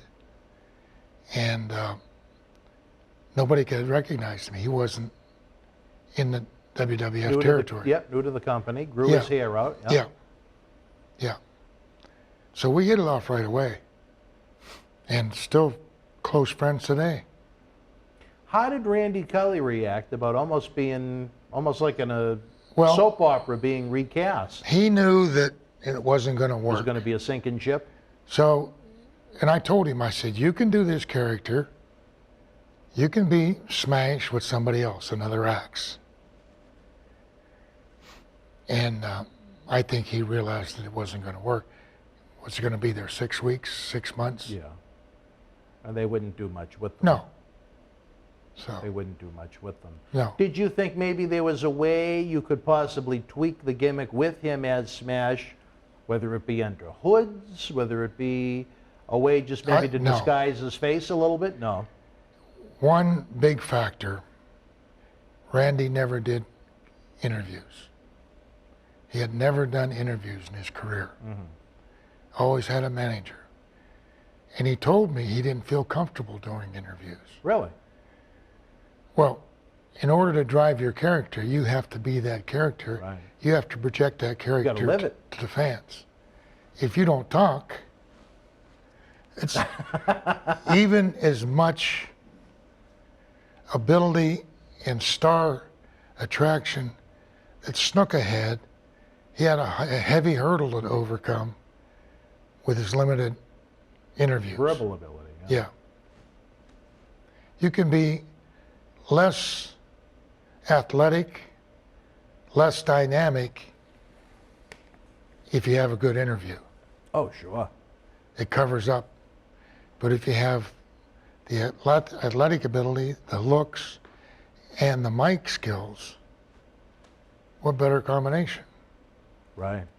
So do you think there was any maybe jealousy, resentment from Randy? Or No, do you think no. he took it as a true pro? Oh, he took it as a true pro, because I bumped into Randy a number of times at events and signing events. He was happy that we were successful. It's sort of like his baby did good. You know, and he had a chance, and I don't know how long the Shadows worked, and then he took the character and tweaked it a little bit and did Independence's Detroit Demolition. Oh, okay. So he worked it too. And I think they had a pretty good, not that it, compared to what you guys were making in WWF, but they had a pretty hot run down in Memphis with Lawler and Jeff Jarrett for a while in the early 90s. I think that might have been like a Pro Wrestling Illustrated Feud of the Year type thing. It got so hot. So it's not like his career completely died, but I'm sure he would have rather have been getting those Demolition paychecks compared to the Shadow. I agree. But, I mean, you found a tremendous guy in Barry. He described in his interview in Tampa how it kind of came to be, how I don't know if he told you the story, but how Jim Crockett kind of went back on his word on a big tour. Yeah, I know that part. You know, and he said, you know what, he couldn't respect the man anymore if he lied to his face. He attempted to correct it as a gentleman, and Crockett wasn't interested in correcting it. And then through, I think it was Ricky Steamboat and the Hepners, they kind of put him in touch with Vince. I don't know if that was at the time, maybe when you were in Japan. Yes. But they brought Barry up to Connecticut. They went through the book of all the different Smash ideas, and you know, then they kind of said, well, we're going to touch base with Bill about it and see what he thinks, and it was just perfection. Let me ask you this. Do you think out of anyone else that was mentioned to you, do you think you could have had the success that you had with Barry? No. And why is that? Because the other guys were recognizable. It would be taken, and it wasn't, it would be taken, which heel? Bob Orton. Right. And making him smash. Smash, and everyone would know, It's Bob Orton. I know you said there were a couple of other names that they mentioned to you that maybe weren't as visible. Was there anyone else that they threw out there that wasn't a WWE known commodity? No, that wasn't. So Barry was really the only one. That was a non-WWE commodity. Well, you have to remember at the time, if you weren't in WWF, you didn't exist. Right, to them, Yeah. to them. Well, I tell you, fans, this is how the Odyssey began. We basically made it through one TV taping. We had Salvatore Bellomo and Mario Mancini lay down for the Randy Cully Smash and Axe with luscious Johnny V at ringside. So much more to come. We have talked so much on this episode. We blew through yet another one. Had a great time. Let us know what you thought about the episode. On the right side of the screen, we have the Premier chat box going. Let us know your thoughts on the episode, what you think about today's current WWE, what you thought about Demolition. If you remember those original 2 matches that aired on TV with Randy Cully when he was Smash. I actually do remember it because I remember the face change when Barry debuted. Even as a little guy, I knew something was going on. Almost like when you see 2 different Santas at the mall, I guess. Let us know what you think of that. We're going to talk much, much more about that in the future. If you're not with us during the premiere, leave your thoughts in the comment section below. We want to know what you guys think of tonight's episode. Of course, if you're live with us, that super chat button, the gray little $sign, it is open for business. Don't forget to tip the bartender. Many ways you can help the show by getting the word out, folks. Give us a thumbs up if you enjoyed it. Subscribe to the YouTube channel. It's absolutely free. If you hit the little notification bell, that'll alert you every time we have a new episode. On top of that, social media is on fire right now. Share the link to the video on Facebook, on Twitter, on Reddit, in Facebook wrestling groups, across wrestling websites, the quote-unquote dirt sheets. Let them know about all the great fun we're having here on Wrestling Insiders every week. Plus, we have the eBay store with superstars from every generation of professional wrestling. Every piece of merchandise you purchase helps us keep the lights on. It helps us bring great legends like Bill into the studio. And on top of that, you get an on-air shout-out from one of the legends as our thanks to you. And again, the big one, if you don't want to just be a fan of what we're doing, if you don't just want to be a friend, and if you're with us on a regular basis, you are a friend.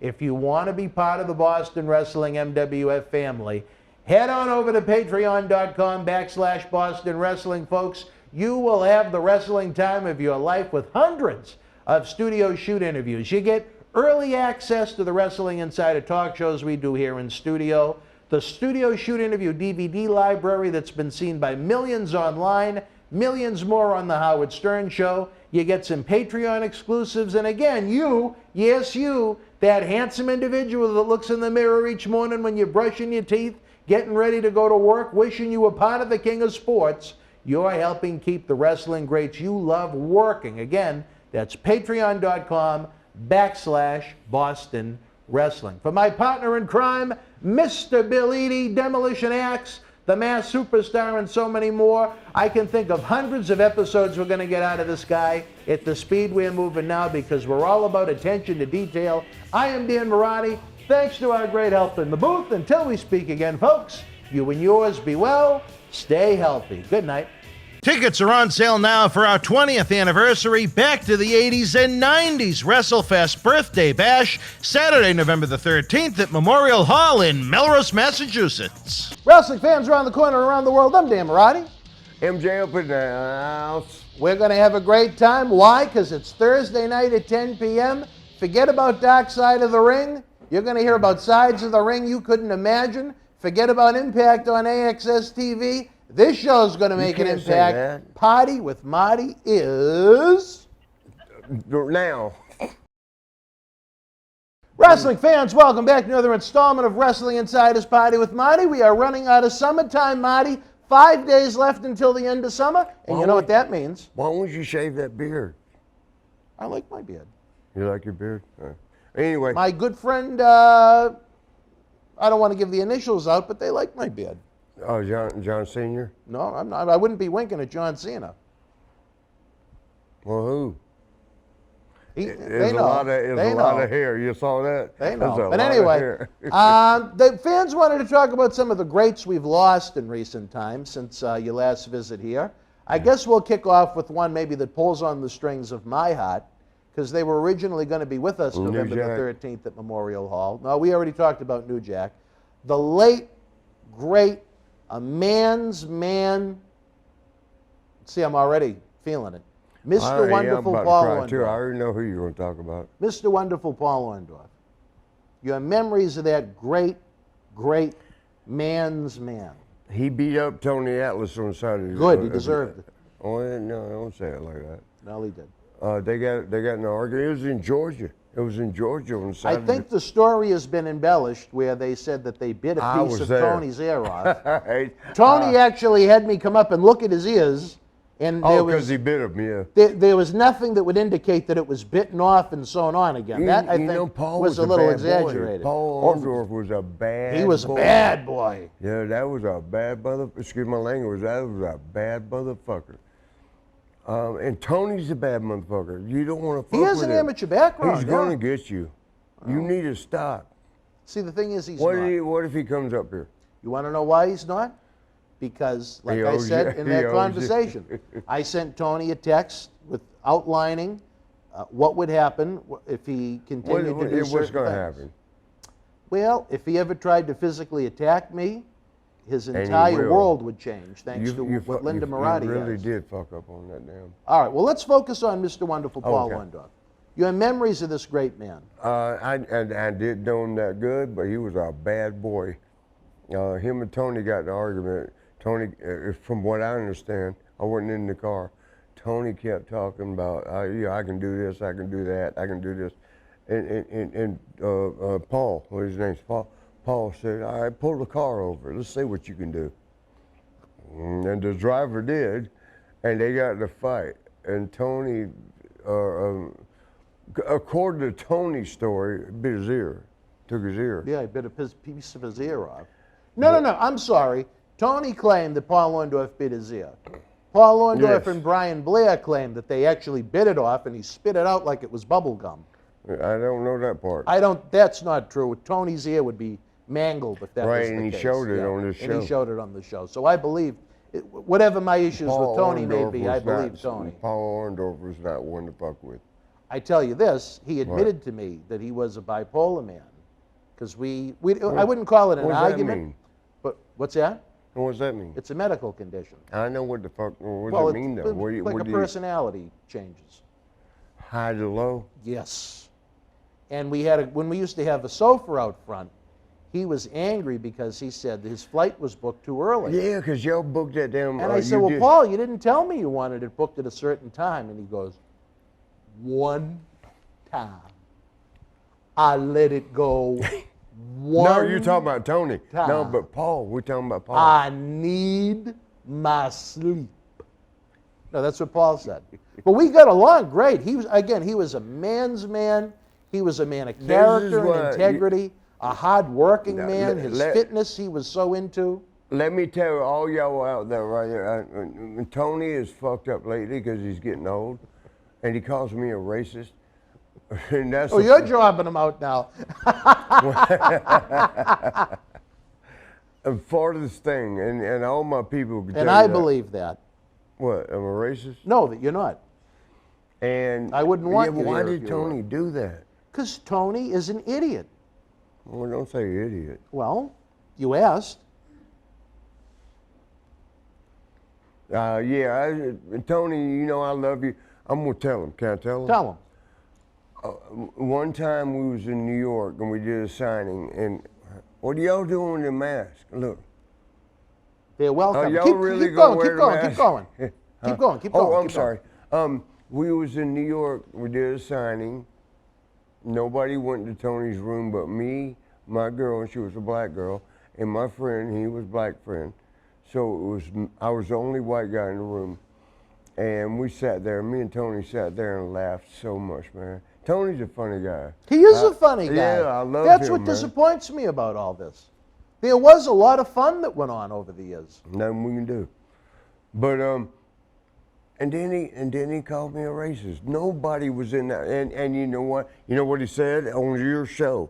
He said, "See Marty 2 times in 20 years." No, he said, I in 20 know years, what he said. In 20 years, he's talked to me 10 minutes. That's 30 seconds a year. Yeah.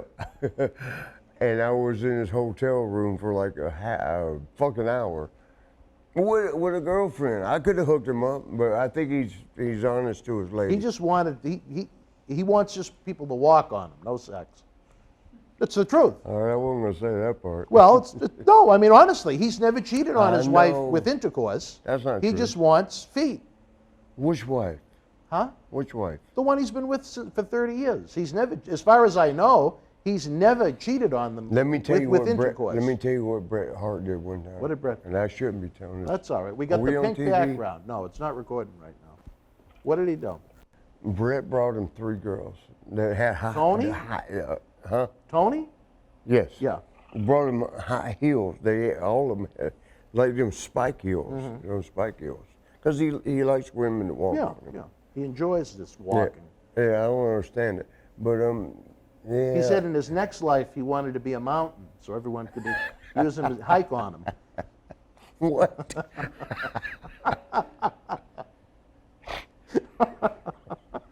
We got a live show. What Yes, time we are. All right, keep going. So Bret brought him. Yeah, Bret brought him 3 girls, and he let all 3 of them walk on his face. At the same time? No, Oh, one after individual another. walking. Yeah. All right. Well, that was probably for the best. And he fell in love with all of them. Did he? He wanted all of them. Was there any intercourse? That part I don't know. But there was walking. Yes. Did you watch the walking? Yes. Was it like The Walking Dead, or was Tony No, lively? I didn't during it? understand it. Yeah. Why you want spikes in your nose? I've always been worried that a hefty woman is going to walk on him and his nose is going to cave in Oh, and you're it's gonna not tell going to me? pop out You're again. gonna tell me right now? Yeah. You ain't never had a hefty woman walk on your face. I've never had a woman walk on me, and I have Have you never had- had an intercourse with a hefty woman. Oh, that was my next question. You ain't never fucked a fat. Oh shit, that's horrible. No, I have not. As Se- we pay sex tribute with- to Paul Orndorf. Yeah. Side of the road. Side of the road. Did you ever work Paul Orndorf? From what we were told, Paul got him. Yeah, that's what I heard too, but Tony has his variations. Another But story, anyway, yeah. I did love you ever you. did you ever work Paul Orndorf? Mm-mm. Never, really? Mm-mm. I bet that would have been a good match. He's just Right. such a hard-working guy. And then A good dude, but he's a good man, honest man, again, character and integrity. He might have. Go ahead. He might have tore your ass up. Who? Paul. Oh, I wouldn't want to mess with him. Even when he was No, here. what I mean by that, he wasn't into guys. As Paul? far as I know, yeah. Orndorf? Yeah. No, he was married to a lovely woman named Rhonda. That don't mean nothing. But I think he would have got you. I don't understand what you mean. Sex-wise. Paul Orndorf? Yes. I think he would have tore that ass up. I don't think he found me to be wonderful, but that's a different story for a different time. Did you ever meet him? Did I ever meet him? Yes, we had him here in studio several times. Not here. You have never had him right here. Paul Orndorf? Yeah. Yeah. We did some great stuff with him. How'd he do? We did, I tell you this, one you might really enjoy. We did a WrestleMania 1 roundtable. It was myself, one of the great people in wrestling that you never met. His name was the Jackal. He was a wrestling historian. I don't ever remember mentioning you. John Cena Sr. And then we had the Sheik, Orndorf, and Cowboy Bob Orton talking about WrestleMania 1. I love Bob, man. That's my brother, man. I love the Cowboy, that's my too. brother. He's always that's easy my to brother. work with. Yeah, And his day son, I you know, go me to and the his son are gym, pretty close. I smoke half a joint. You know, I he just beat relax. people up in Kansas City Bob all Orton? the fucking time at bars. Yeah. Oh, when they he's get a tough guy. when they get rude, bow, bow, bow. You know what I thought was funny? What? Well, I have a couple of funny Bob. You on there? I traveled with Bob a few times for WrestleMania No, you weekends. did not. I did. One time it would have been the Dallas, and we went to this nice steakhouse. He's hollering. I don't know if he's yelling Brother, at me. I brother. think they'll come out. Are they waving at us? Yep. They're waving at us? I think if there's an issue, they'll come out. Is anyone coming out? Yes. Howard's standing there? What's up? What do you need? I don't know. Did something happen? Oh, no, nothing. We're good. Marty, he'll Why come the out. He'll fuck- come out. He knows how to get my Anyway, attention. what'd you do with Bob? We went to a nice steakhouse, but attached to this steakhouse Yeah. was a nightclub. And as we were getting ready to leave, Bob, Bob is pushing 70, wandered over Yeah, into but the back nightclub. then he wasn't. I thought that was hysterical. Then there was another time his back went out, and Al Snow had to give him Reiki at WrestleCon in New Yeah, Orleans. he does that. He yeah, does that. Yeah, like, yeah. So we've had some fun. Al's a good brother. I love Uncle Al. I love him. You know who you may meet tonight is one of Al's great best friends, Quincy Rustani. Who's that? One of Al's best friends. I don't know. Well, you're going to know. I'm one of his best friends. Well, you don't and know Quincy are that going to have name. to talk about that. Are y'all okay? All right. Come here. Y'all come No, here. no, Let me real quick. No, Y'all- Marty, no. We got to get focused on what we're talking about. No. Is that Howard? Yeah. Was that signal one? All right, let's wrap up Paul Londorf real quick. Can you believe even at his age? He died, you know. And in shower sandals kicked the fuck out of Leon Vader? I'm sure you've heard that he tore story. Vader up He in his dressing destroyed room. him. Yes. And I like Vader, man. We had Leon in studio, too. One time, Let's see Vader this. was on this side, Yeah. and Scott Ledoux, which was he was a badass boxer. He fought 8 world champions. He almost knocked out Norton. Norton. He almost was world champion, but they on each side of me. And what's his name? Vader. Vader's like, because I'm sorry. Let me do it this way. He got mad at Van because Van didn't want to sign an autograph for a kid. Are we good? What are we doing? No, keep going, Marty. Oh, I'm sorry. I'm in the middle. Right? They on each side of me. Kurt Hennig's driving, and they're fussing with each other. Sign the fucking autograph. Fuck you! Don't tell me what to do. You got your ass beat by 8 world champions. I'm not sure that's a bad thing, but he said back, he goes, and you didn't do shit because he played for the Los Angeles Rams. Rams. Yeah. And he goes, you didn't do shit in the NFL. And they fight, and I'm right in the middle. And he fucking Kurt Hennig, he goes, what do you think, Marty?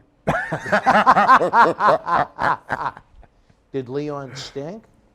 Nothing happened that No, night. did he But stink that night? Did he stink? No, just when he was in his gear. Yeah. No, that was Mick. Sorry, Mick. Mick Foley. What's Have a his nice name? day. Yeah. Yeah. I love that brother. Any final memories of Paul Londorf? But before wait, we let me go? tell you All what right, finish happened. the story. And I'm sitting in the middle, like, stop, like I'm trying to get you and Monty to do. Stop. And they did calm down a little bit, but Kurt said, "What do you think, Marty? Which one should hit?" I'm like, "God damn it, Kurt." And Kurt knew they was gonna hit each other. With you in the middle. Yeah, I mean, these are two badass boys. Maybe that should be the name of this show, Marty in the Middle. Because it always seems like you're in the middle of something. Lorraine. I'm sure you've been in her middle. All right, wrestling fans, It's we'll be back over? after All right. this brief timeout to talk more about some of the legends we recently lost. Stand by. Tickets are on sale now for our 20th anniversary Back to the 80s and 90s WrestleFest Birthday Bash, Saturday, November the 13th at Memorial Hall in Melrose, Massachusetts. Wrestling fans around the corner, around the world, I'm Dan Marotti. And I'm Mr. USA WWE Hall of Famer Tony Atlas. The road to WrestleMania has begun. Wrestling fans are looking to add to their man caves. You got to see what we have in the eBay store. Check it out. On October 28th, 2020, wrestling's scariest night was back with WWE NXT Halloween Havoc. This limited edition collector's autograph poster is number 12 of only 100 produced and is signed by all 9 superstars featured on the poster, including Johnny Gargano, Damian Priest, Candice LeRae, Io Shirai, Dexter Lumis, Cameron Grimes, Rhea Ripley, Raquel Gonzalez, and your Halloween Havoc host, Shotzi Blackheart. Comes with WWE authentication hologram on the back. You'll also receive an on-air thank you from WWE Hall of Famer Mr. USA Tony Atlas and a bonus mystery autograph photo. Help keep wrestling legends working. Get this awesome collectible now. Wrestling fans, especially here in the Boston area, we want to thank our great friends at Red Rose for their support for all of our charitable endeavors and programming efforts. Red Rose is 2 years young and extremely thankful for all the support they've had from our neighbors here in Melrose and beyond for an amazing first 2 years. Red Rose thanks Melrose and all of the first responders who have fought the good fight and have never given up hope during these unprecedented times. We did it together. Follow Red Rose on Facebook for their anniversary special, facebook.com/Red Rose Melrose. You'll be glad you did. Open until 2 a.m. Red Rose will give you fresh, piping hot, mouth-watering food that'll put an ear-to-ear smile on even the toughest critic's face. Check out their full menu online at redrosema.com or give them a call, 781-620-1889. All right, wrestling fans, welcome back. We got a few memories of Paul Orndorf, amongst other things, in that first segment. What about the late assassin Jody Hamilton? Was that someone that you came across in your Yeah, career? because he's a Georgia boy. Yeah. Yeah. Tell us about Jody Hamilton, the assassin. That was my first, like, because he, had a yellow mask and he went and wrestled, and we always went to see him. Mm-hmm. So you used to watch him as a fan? Yeah. Oh, really? Okay. Yeah. Yeah. Why did he die? Well, it's called Mother Nature, but No, what happened? how did he die? That I don't know. Oh, okay. Yeah, Jody, we all love Jody. Down there in Georgia, we all love him. Where are we at right now? Boston? Yes. Well, when's this going to show? Irrelevant, but 18. September 16th. But anyway, yeah, we loved him. We loved him. Yeah. It was, Did you ever work with him? Nope. No. Did you ever work with him when he was in a booking capacity? Nope. So really, your only interactions with him was watching Seeing him as a like, fan. yeah, as a fan. And how good of a worker was he as a heel? From what I'm told, his promos were very good and kind of unique Them in an assassins intense were way. bad. There was 2 of them, Yeah. Assassin 1 and 2. They were bad boys. They were bad boys. I mean, in the ring. I don't know what they could do outside the ring. But, no, they were bad. But we loved them. You were a big fan of him. Yes. Did you ever get to meet him in person? Jody, I did. Yeah. Yeah. And what kind of a guy was he? to Good. you? Good. Very good. Just never in a business capacity. No. How did you come across him? How did you meet him? A show. Oh, at a show. We did a show, yeah. Oh, well, that must have been kind of who cool. my Where as a favorite fan, was? you And got, nobody's going to know this. Big Bill Drummond and Bob Armstrong. Those were my favorites. When I was a kid. who was the first one? I heard Bob Armstrong. Who was the first one? Bill Drummond. Big Bill Drummo, they call him. Bill Drummo? Yes. I've never heard of him. Yeah, Georgia, look at Google it. And yeah, but Bob used to do this, and I can't do it real hard because of my ankles. Yeah, please don't with your ankles. No, I don't want you to hurt yourself. Are we going to go pay them? We didn't tip. Marty, we got to just focus on what we're doing. Yeah, we'll take care of that. Don't worry, brother. Okay. Yeah, we got to tip. We have to, yes. But I mean, They we'll took worry care about of us last night. That's great, but we got to focus All right, on go. September the 16th episode. So Jody Hamilton, you really enjoyed him as a heel talent. Yes. Another guy we lost recently, my God, if you ever think about what a tag team match this could have been if it ever happened. We lost beautiful Bobby Eaton of the Midnight Express. Yeah, I'm sorry about that. Now, did you ever get a chance to work Bobby? Yes. Tell us what a great work. Well, I want your opinion, I guess. One of the best. You know what he used to do?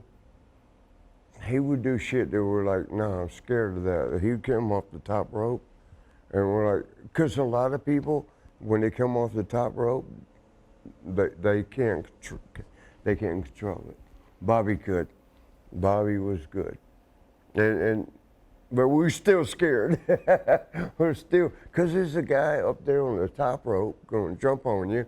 You know, you're like, goddamn. And he was kind of bigger than he looked on TV, am I correct? He was over like 6 feet, was he not? Yeah, and 240 pounds, yeah.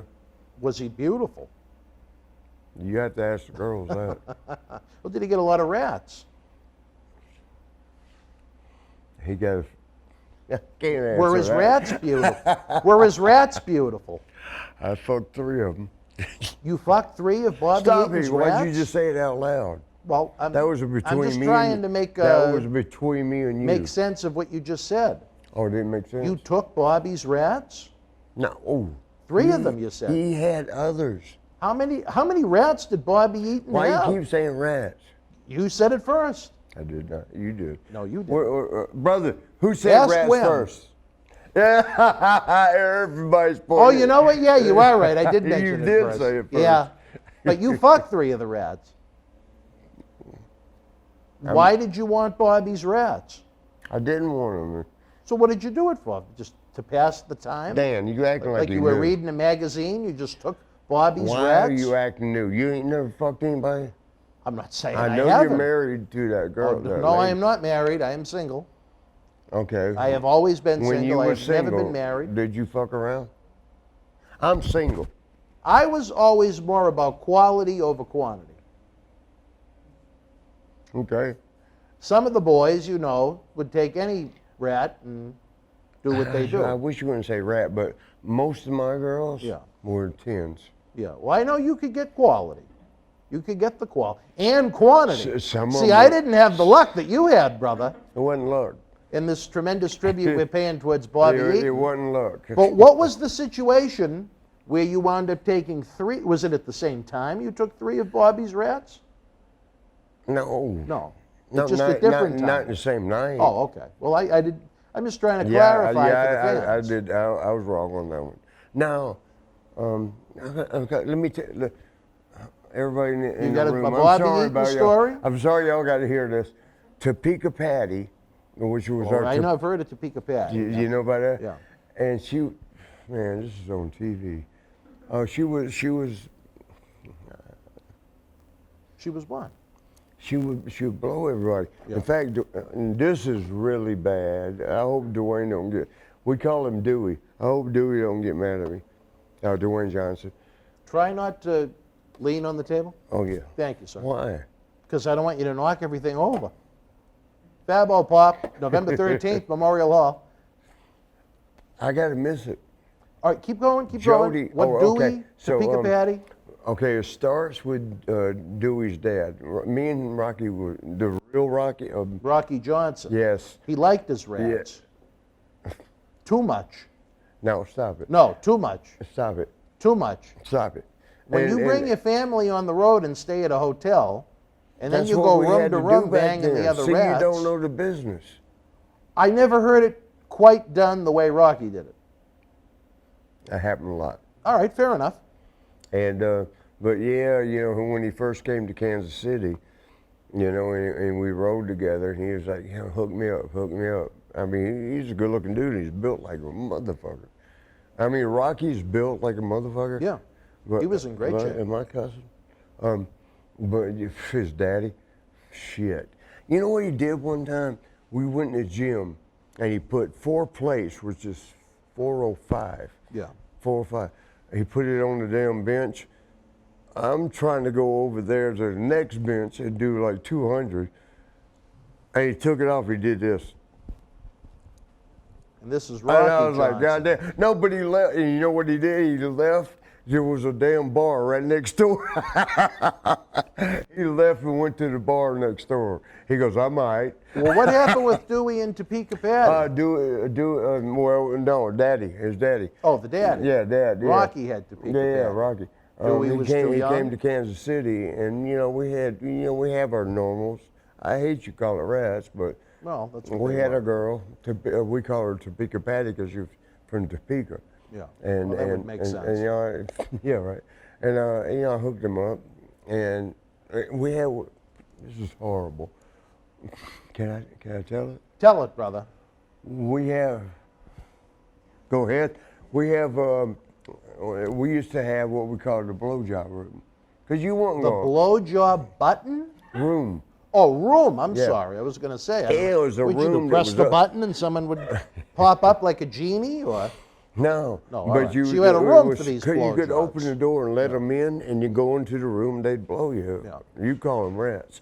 But Topeka Patty, and she was not that ugly. She was just kind of ugly. Yeah. Now, did she ever The service? Rocky didn't care. Did she ever service Dewey? No, she got his dad though. Well, Because he Ada must have let been me tell busy. you what he did for me. He appreciated it so much. I shouldn't be saying this, because they were Hawaii, and I hope none of y'all are hearing this. But he set me up with, oh my with the God. Hawaiian woman? Yes, so fucking, excuse my language, so beautiful, so. But I went, and we went up a damn mountain. You went up a mountain? Yeah, way up there. They had a house on the hill. Wow. Yeah, but I got crabs from her. Well, And they that were happens. big. Big crabs. I got crabs twice in my life. Really? Well, Don't tell good to nobody. One time they were little. I called my brother, like, hey man, this shit's moving. But in Hawaii, oh my God, they're like the kind of crabs you eat. well, that's very interesting. Do you think Ada knew about all of these rats? Do what? Do you think Ada knew about all of these rats? I didn't know. Do you think she knew about them? Who's she? Ada Who's Johnson, his wife. Oh no, don't tell her. She had no idea I hope that not. her husband was going door to door, almost like he was trick or treating. One time, Dewey, the first thing trick or treat. One time, I was living with the Nasty Boys. Me and Sean both were. It sucked so much because we had it was a one bedroom was place one in bedroom Nashville. It was and a Nashville. couch. It was for Yeah. Jerry Lawler, and they didn't pay us real well. But you know what this? Yeah. I know about the apartment, yeah. Yeah, man. Oh man, one time I took all my bills. I had like 1,000 bills and just threw them in the fireplace. You threw 1,000, you mean money? A bunch of them. No, bills. Oh, bills. bills that you were supposed to pay? Yes. Oh, okay. Yeah, I wasn't gonna pay them. I didn't have the money. I'm sure they didn't want your money anymore because you threw it in the fireplace. But here's what happened, man. We were Yeah. sitting there, and it's got to do with Dewey. All right. And Rocky, because Rocky would always come over, and we do. Back then, we did cocaine a lot, and he came over during Little the day. schniz. Do what? Little schniz. Say again? Schniz. Yeah, I guess. Little schniz. Shiz. Little schniz. Oh fuck. That's what the Plundies always called it. But nobody called it that. But we would do so much cocaine Yeah. back then. Yeah. Back then. Yeah. I have not done none in 3 days. All right, well, you got to start somewhere, I guess. Do you right? know where we can get some? No. Okay. But anyway, yeah. Oh, Rocky would come. Well, actually, over. you know what Cecil the Lion Well, here likes to was do a it. We'll have to horrible- ask him. Here was the horrible thing. Knobs and Sag, it was a one-bedroom apartment. And they actually, had 2 beds in there, and they slept on each side of the bed. And me and Sean was out in the front. Uh-oh. What we got? Keep going. Sean and I were out in the front room, and we shared the couch. Like one day I got the couch, next day he got the couch. One of us had to sleep on the floor. There was 4 of us. One make no damn money, and Jerry Lawler. You had money for cocaine, though. We stole some of it. You stole some cocaine. Can I tell you? Who would you steal the cocaine from? Somebody was trying to rip off one of my friends one time. That was your revenge. And he had acid. He had a lot of shit. He had acid, hash. Y'all remember hash? You put it on a pin and light it, and you could do it like this. And it's like, I guess it's like weed, but it's hash. You don't know about hash? Yeah. Well, Dewey was doing the hash. No, Rocky. Now Rocky'd be over there doing cocaine with us all damn day. But it was so funny. Come 4 o'clock, because his wife would come home.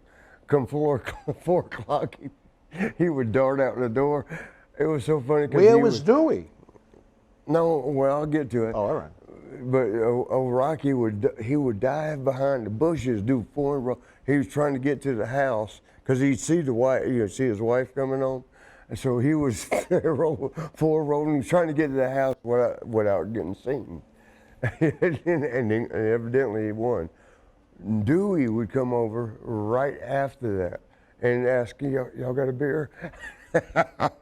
Dewey was 14. He was 14 years old, and we accidentally gave him his first beer. Accidentally? Well, we had no choice. All right. Well, yeah, you kind of did, but that's all right. Well, so you gave the Rock his first beer. What a story. Yep. All right, well, we're going to take a brief timeout, fans. Any final thoughts on Bobby Eaton? As we try and pay tribute to the great. Tell us why. Why do you love Bobby Eaton? He's a great guy. Or he was. Tell us, as a human being? Bobby's probably one of the nicest guys you would ever meet. Now you can't. And I hate to say it that way. Now, Bobby was a good one. And what about in the ring? Oh, easy. Oh, my God. It was so easy. It'd be like this. You never felt him. Very light. Yes. Very smooth. Yes. And one of the great tag teams with both Dennis Condrey, Stan Lane, I think even Coco Ware down in do you know, down south. You know Stan Lane sucked a dick once? Did he? Yeah. Well, that's why they called him Sweet Stan, I guess. I don't know about that part. Do you know whose it was? No, I wasn't there. Then how do you know he did it? I was told by a girlfriend that he fucked. Kathy, oh shit. She was a little resentful? Kathy Gagne. What, Greg Greg's? not one Greg. of Vern's daughters? Vern's daughter, yes. I shouldn't be telling y'all this, but me and her used to fuck off. You used to pound Vern's daughter, but then Vern's daughter got involved with Stan Lane, and Stan Lane gave someone fellatio. Is that how it went? But let me tell you what happened one night. Well, we got to wrap it up quickly, because Howard gave us the signal. Okay, me and Kathy, this is wrong. Because I can't tell the story because I think Vern's she's passed. No, Right. she's married to Larry Zbyszko. I don't think they're together anymore. Are you sure? Yeah. Are you sure? Yeah. I can tell it? Yeah. Are you hurry up? Okay. You got to hurry up, yeah. I used to fuck her a lot, all the time, actually. And then one time I came to the house drunk one night, imagine that, and I knocked on the door and I saw Sean shoot across the room, like to the next room. Shawn Michaels went and hid? Yeah. Because he was banging Kathy Gagne too? So Kathy Gagne got around a little bit.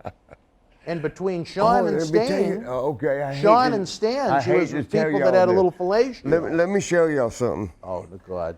Be careful. Some girls are big, this is embarrassing, are big down there. So if you get in a swimming pool and just do this. You got into a swimming pool with Kathy Gagne? She was huge. She was like a swimming huge, pool. And Larry had a little, I hate to say this, he had a little dick. Who's Larry? Zbyszko. Oh. How do you, well, you were in the locker room with him. No, the reason I know is because his wife at that time got mad at him, and she photocopied him sitting on the damn couch like this with his little dick. Larry's first wife? I don't know if it was first or what, but she put it on all the windshields. Well, I love Larry. Larry's my brother. All right, wrestling fans, there you go. More unique stories as we try to pay tribute to Bobby Eaton. We wound up talking about Larry Zbyszko's penis size. We'll be back after this brief timeout. Tickets are on sale now for our 20th anniversary Back to the 80s and 90s WrestleFest Birthday Bash, Saturday, November the 13th at Memorial Hall in Melrose, Massachusetts. Wrestling fans around the corner, around the world, I'm Dan Marati. And I'm Mr. USA WWE Hall of Famer Tony Atlas. The road to WrestleMania has begun. Wrestling fans are looking to add to their man caves. You got to see what we have in the eBay store. Check it out. As the Demon, he became the first WWE Universal Champion at SummerSlam 2016.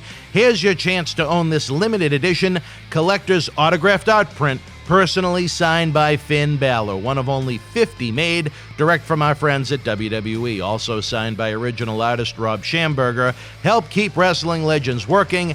Get this awesome collectible for your wrestling collection now. Cheer. Why, hello. I would ask what was on your mind, but I already know. You want to know what has got my beard looking oh so majestic. And I'll tell you, it's sexy as hell beard care.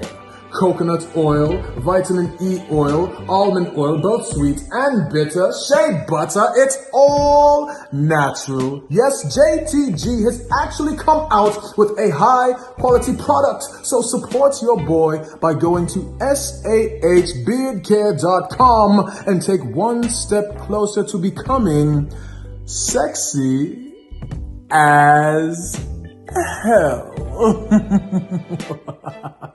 Cheer. Ooh, cheer. You know?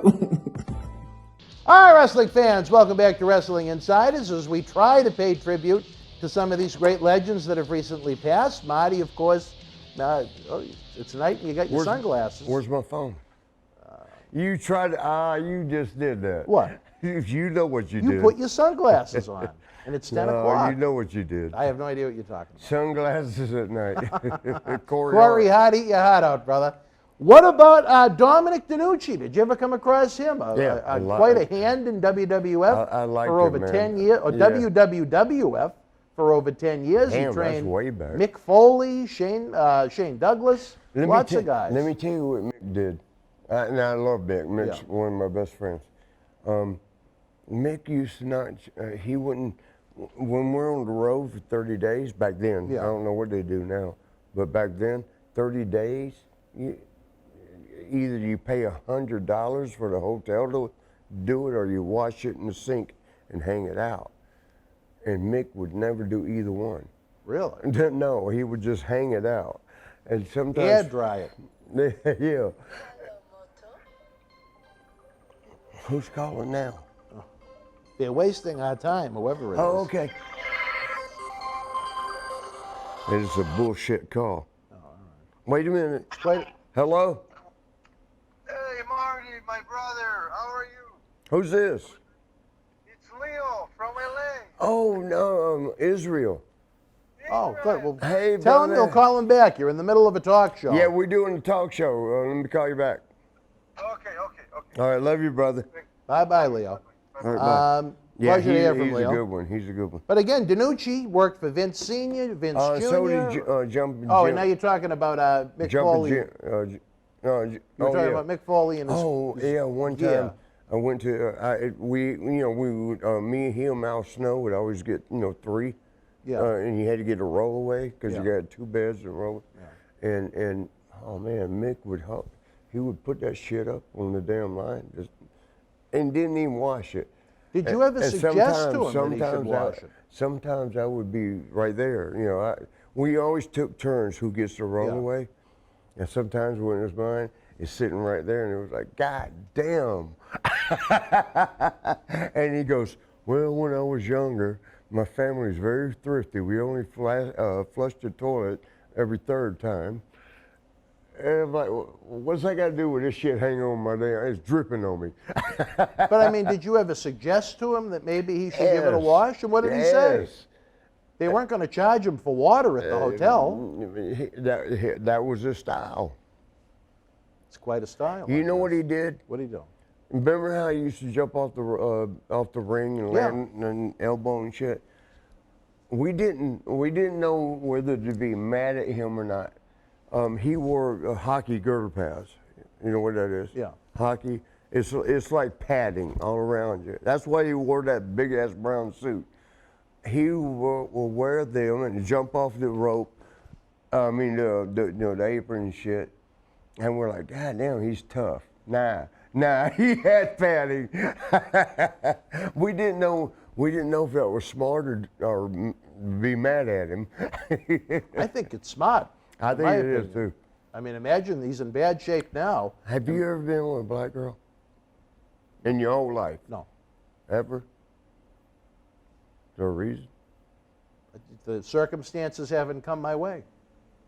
We gotta pay them. We gotta give the tips, right? All right. Well, if they super chat, maybe the great fans will help the cause. We have the premier chat going to our right. See, we got now the you're Venmo going at to the Boston welfare. Wrestling. We got Hey, PayPal using BW at BostonWrestling.com. What happened to money? Oh, God only knows. And he can nothing against y'all Paul Monty, but y'all didn't get along.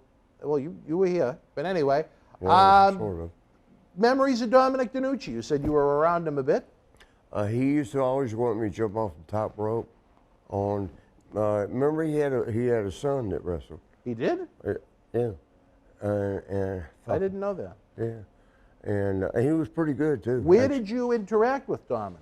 Up here in the Northeast, all up the damn I-95. Are you talking about WWF days or No. Independence? Yeah. Oh, okay. Well, yeah, that's what he was. Oh, he promoted shows. Okay. Yeah. So how did you like working for him as a promoter? You didn't know that? Vaguely. It kind of came back to me once you mentioned it. Yeah. I was thinking about him more as a They worker. were actually pretty big. Yeah? Yeah. He drew well? Mm-hmm. Good payoff? I don't know about that part. Oh. Well, don't let don't let that talk show know. They'll be I don't burying want to him. tell you all this, but no, we only got 500 or 750. We had to negotiate somewhere that. in And you was talking about what's his name, Rotundo's son. Yeah. It's, it's negotiation. Yeah. Negotiation. That's why I'm trying to get you a bunch of people. Well, we're still trying. Well, I don't want to say on the air what it is that we're working on, but I do want to try and get that done today. I said all this, and you don't want to say nothing. Well, no, I don't think how much? My big thing is this: Okay. I don't want to put out there to the fans, "Oh, we're talking to Braun Strowman about coming in. We're this close to getting him, and then we disappoint the fans and don't get them." You know what I mean? So yeah. That's why I try not to. Yeah, but that never. But happens. I will say something like, Bo Dallas is someone I would love to have in this organization if the price was right. Did you talk to Strowman? No, I heard he wants far too much. You asked about Flair, you asked about Sean, and you asked about Brett. That's 25,000. I shouldn't say this on TV. Brett is trying to get that much? 25,000. He's gone up quite a bit in a couple of years. Did you get him? He was trying to get 20. I mean, in a stratosphere far, far away from that. But when we negotiated with him, and I thought, in the end of the day, you want to know what I'll tell you. I will say I don't like to get into people's money, but I'll say this: in the end, it came down to $500. Oh, the difference? Yeah, what he wanted and what I was willing to pay. Why didn't you go for it? I just thought it was a lot to begin with. Yeah. There was no guarantee as far as how many. Well, I don't want to get into too many specifics, but if there were a few more things guaranteed involved, I would have gone for it, but I stood my ground. Maybe I was wrong. No, you probably wasn't. I'd love to have Brett at the Back to the 80s show, if the time, I don't know if he can get into the country, though. Let's get Sonny out of jail. Who? Sonny. She already is. Oh, she's out? Yeah. She's making the rounds again. There could be some sunny days for you. But what about Dominic DeNucci? You said you only worked for him as a promoter. You know what, good guy? Good paisan? Yes, I liked him. Yes. All right. Yes. And last but not least on our list, we also lost a man that I'm not sure if you would have come across him. I think you were gone from WWF by the point he came in. The Patriot Del Wilkes. Yeah, he's from Georgia. South Carolina, And right the same guy that coached me, coached him. Moolah? And Jerry O's, coached him. Oh, I thought Moolah broke him in. Who's Moolah? Let me tell you about Moolah. And I probably already told the story. One time we was driving to a town, and she was speeding, and the cop. Oh, I know this one. You know it? Police pulled us over, and it was a little country ass, and sunglasses, and he walked up and he goes. Was it at night? I think so. Yeah. And I don't know. But he come up and he goes, "Where's the fire?" And she leaned back and said, "Between my legs. How long's your hose?" She was ballsy. Oh, shit. She'd fuck you up, brother. Well, Jim Mitchell, the Sinister Minister, told a very interesting story about going to the Moolah compound in South Carolina, where there were a lot of cabins, like the movie Dirty Dancing. Yeah. There were a lot of midgets, and he felt there was a lot of lesbian sex going on. Oh, boy. I don't know. I wasn't invited.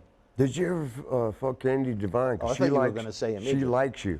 Candy Divine likes me? Yes, I've never met the woman. We talked to her on the phone one time. We did? On right here. Yes. You Well, don't remember? hello, Candy. I'll call her now. No, please, Okay. please. All right, as we wrap up this show, Marty, as we continue the party, any 5 great legends we lost: Paul Orndorf, Jody Hamilton the Assassin, Bobby Eaton, Dominic DeNucci, the Patriot Del Wilkes. That's crazy. Any Dominic nice died. stories that you can tell about any of these people outside of the insanity roots that we have? Jody Hamilton one time. Yeah. It impressed me. Like to the ring, there was like steps, and they were wooden. They're heavy. And he picked it up against Bill Watts. I don't know if you remember. Bill Watts. And he picked it up and threw it at him. And I'm like, God damn. How strong you got to be to pick up some fucking wooden steps? This 4 of them, 3 of them, whatever they were, and pick them up and sling them across the ring. You got to be a strong motherfucker. Yeah. Out of all those 5, that's the one memory that comes to mind. Yeah, because I don't know the other ones. Did you, well. with I Bobby mean, I Eaton, know I don't know where we've gone in so many different directions. Did you ever work Bobby Eaton? Let me tell you what happened with me and no. Let me tell you what happened with me and New Jack one time. No, I can't tell you that one. Why? Because somebody died. Someone died? Yeah, switch. No.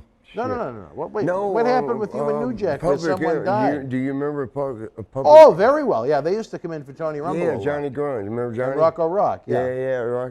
No, that's not the dark haired one. The other one. Rocco Rock was the dark-haired one. Johnny Grunge yeah. was the light-haired Well, one. me and Johnny one time, we were in Newark, and we were looking for cocaine. Back then, we used to do cocaine, and we went to the hood. And Newark's a place don't mess around. No. But we went there, and fucking Johnny got, because they were being dicks, and Johnny got out of the car. We're shoving on them like, God damn, we're getting killed. And he wasn't scared at all. I think he was from there, wasn't he? Newark. I know Rocco Rock was. Y'all look up. I thought Johnny Grunge was a Southern boy. Hey, Rocco, I think, was from Jersey. Rocco Rock. I think Johnny was from down south. Maybe you're right. But yeah, boy, he was pushing the brothers around. I'm like, God damn, we're getting killed. So who died? No, I can't tell you that. But how did they die? I can't tell you that either. But yeah, I'm sitting looking in the mirror, scared as fuck, because you know why I was gonna go. I gotta help him. Yeah. I ain't gonna let him. And you wanted the cocaine. Well, it wasn't so much about the cocaine. Yeah, it was more about Johnny at that yes. point. Yeah. Yeah. Well, you were loyal. One time we was in shit. I'll think of it. I'm sorry, y'all. Oh, Austria. Yeah. Not Australia, Austria. And I think it's over there in England. Is it in England or Europe? It's not in England, but yeah. Europe. Yes, Europe. not in England. But here was the funniest ass damn thing. It And was. Bill Eadie can tell you the story. We've told this story before where that poor guy fell to his death, but He did what? the man fell to his death in your hotel room, but that's all right. No, that was a promoter. Yeah, well, yeah. He was a guy. He was trying to rip me off. I know, and he fell to his death. I didn't mean It for was him like to The die. Hangover, only he didn't survive. All he did is fell over the balcony. Yeah, well, and he died. Yeah, but other than that, though, it worked out well. And you know what was the best? You know what was the best part? Let's hear. Did he die? The What- police. I don't know that part. All right. The police. I'll tell y'all the whole damn story. We don't have he time. We're tried to almost rip me out of off. time, and you've told the story before. If you can sum it up in 30 seconds to a minute, rock and roll. He tried to rip me off, and he fell off the balcony. And then some people showed up in fucking Orlando where I had a house, and I'm sitting there, and a red dot was going across the wall. And I already got told he was pretty high up. There was a red dot going across the wall, except for where my head's at. It was a shadow. It was going back and forth, and I had to Doug. Now, do you think it was someone with maybe just that was playing around with a laser pen? No. Brian, was the real deal. Steve Kern got ripped off by him. Steve Kern got Yes. ripped off by the man that died? Yes. How was that? I didn't say he died. You did, many times. But I how didn't. did Steve Kern I don't get know ripped he off died. by him? It had to do with a diamond ring. A diamond ring? Yeah. He tried to buy a ring from this I man don't in know Austria? about all that. I just know the lady that called me from our Austria. Yeah. She goes, Marty, they're coming to get you, and so I'm on red alert, right? Because I knew he fell off the balcony. Yeah. And even the police took me. They actually got me to the airport. I wish I could find the pictures, and I might. Because they were fans. They were fans. And I'm taking Even pictures. though the guy died, they wanted some pictures with him. How do we know he died? Stop. We're presuming. No, we're not. But anyway. Well, I am. Well, yeah, stop. But I'm in the police station. They're taking pictures. I got some of them behind the bars, in the jail cell, taking pictures of them. I mean, it was a good time. You had a good time over this guy dying. I loved him. I loved him. It was great. But we had to get out of there in case he you did. did. In case he died. Well, once one what they goes to the told me? hospital and they never come out, that's usually the indication. Well, you know what they told me though? What did they tell you? If he dies, you're not getting out of here. Yeah. So it was good that you got out of Austria quick. Yeah. And, All but right, the well. girl that got me out, the lady I think she was part promoter. Yeah. That got me the hell out of there. But she called and said I guess he was a high up. And she called and said they're coming. And then she ripped off Steve Kern. How much for the diamond ring? Yeah. Oh, we'll have to ask Steve about that sometime. But the one thing I do know, let's call Steve. But that red dot, though, I was sitting there watching TV, right? And I see a red dot going back and across against the wall. I'm like, what? And then I hear my dogs barking. I'm like, what the fuck? And they never came back after that one attempt No. to kill you? Really? No. Well, No, she ripped him off. I guess they got the money back. Oh. I did not steal from them. No. The whole thing. The promoter just died. The whole thing was he was trying to rip me off. That's the only reason. You know what happened? What happened? I guess I'm gonna show y'all. I shoved him because he was lying to me. He goes, you owe me money. Well, how owe you money? You fucked up the room. I didn't fuck up. I fuck up a lot of rooms, but I didn't fuck up that one. Hacksaw Duggan will tell you, he was right next door to me, and next room. But he was being a dick, and I shoved his ass. And he just kept going. His heel caught, and he fell over because the balcony thing, they got a thing that goes all the way around. Yeah. And he fell over it and he died. He did. I don't know he died. He never left the hospital other than to go to the morgue. I don't know that either. That's usually how it goes. They sent people. Evidently, he was a bad boy, meaning connected. Yeah. Well, all right, wrestling fans, it has been a pleasure. We attempted to tribute 5 great men.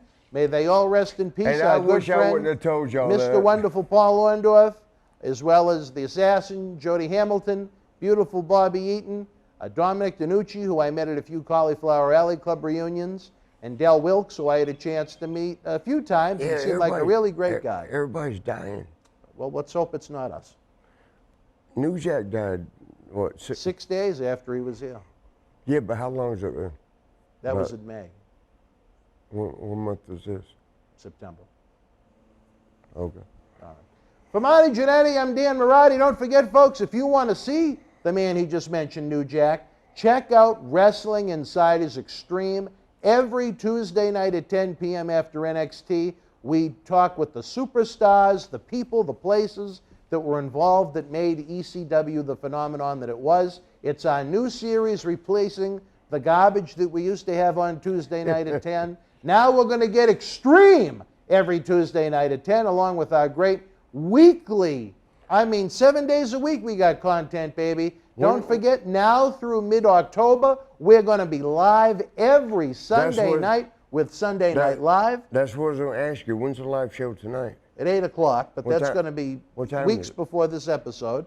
And, of course, this fine gentleman is back with us every Thursday night, whether you're watching Dark Side of the Ring, Impact Wrestling, at 10 o'clock. Don't forget to party with Marty. That girl never came over, the one you were trying to hook me up with to do Dark Side of the Ring. Remember? Oh, you never made contact? No. I'll talk to the person that suggested it. Well, the girl. You know who I mean. Yeah. Yeah. The girl you hooked me, you said. Well, all I could do was set you up. Other than that, that's all I knew. But we had sex, and but we really? Never, and we never, huh? Would you have rather had the sex than the Dark Side of the Ring appearance? I wouldn't have mind. Yeah. All right. Well, for Marty Jannetty, I'm Dan Marotti. We'll see you next Thursday night. You and yours, be well. Tickets are on sale now for our 20th anniversary Back to the 80s and 90s WrestleFest Birthday Bash, Saturday, November the 13th at Memorial Hall in Melrose, Massachusetts. Wrestling fans, welcome to another all-new, brand-new Wrestling Insiders Fabulous Fridays. Johnny, I made it home alive from Las Vegas. Glad to hear that. I understand it was touch and go. Marjo was looking for you. She wasn't looking for me. She was. I got a personal phone call. She said to me, Mr. Sr, I don't know how to tell you this, but I am no longer interested in you. I have seen that big Dan Marotti. So I am now looking for the new lemon meringue on my pie, and that's Dan Marotti. So, what can I say, Marjo? It's been a good ride. Good luck with Dan. Well, if there's anyone that knows about the meringue in Marjo's pie, I think it would be you. No, it's you now. Well, we'll see. We're I know a lot of people disappointed you weren't with me at the CAC reunion. They said, when is Fabo finally going to make it out? You talk about us all the time on your talk show. You're gracious enough to put the banner on your website and on all your TV shows. The only thing missing is the guy himself.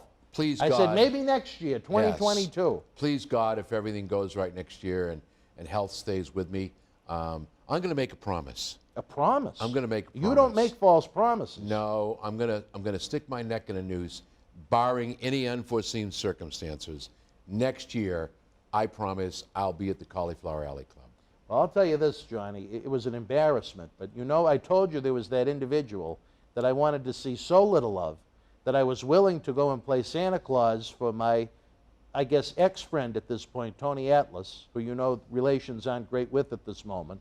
But the dislike of this other individual is so strong, I would be willing to virtually shovel Tony's driveway to avoid seeing him. You know what he did at the bologna blow-up?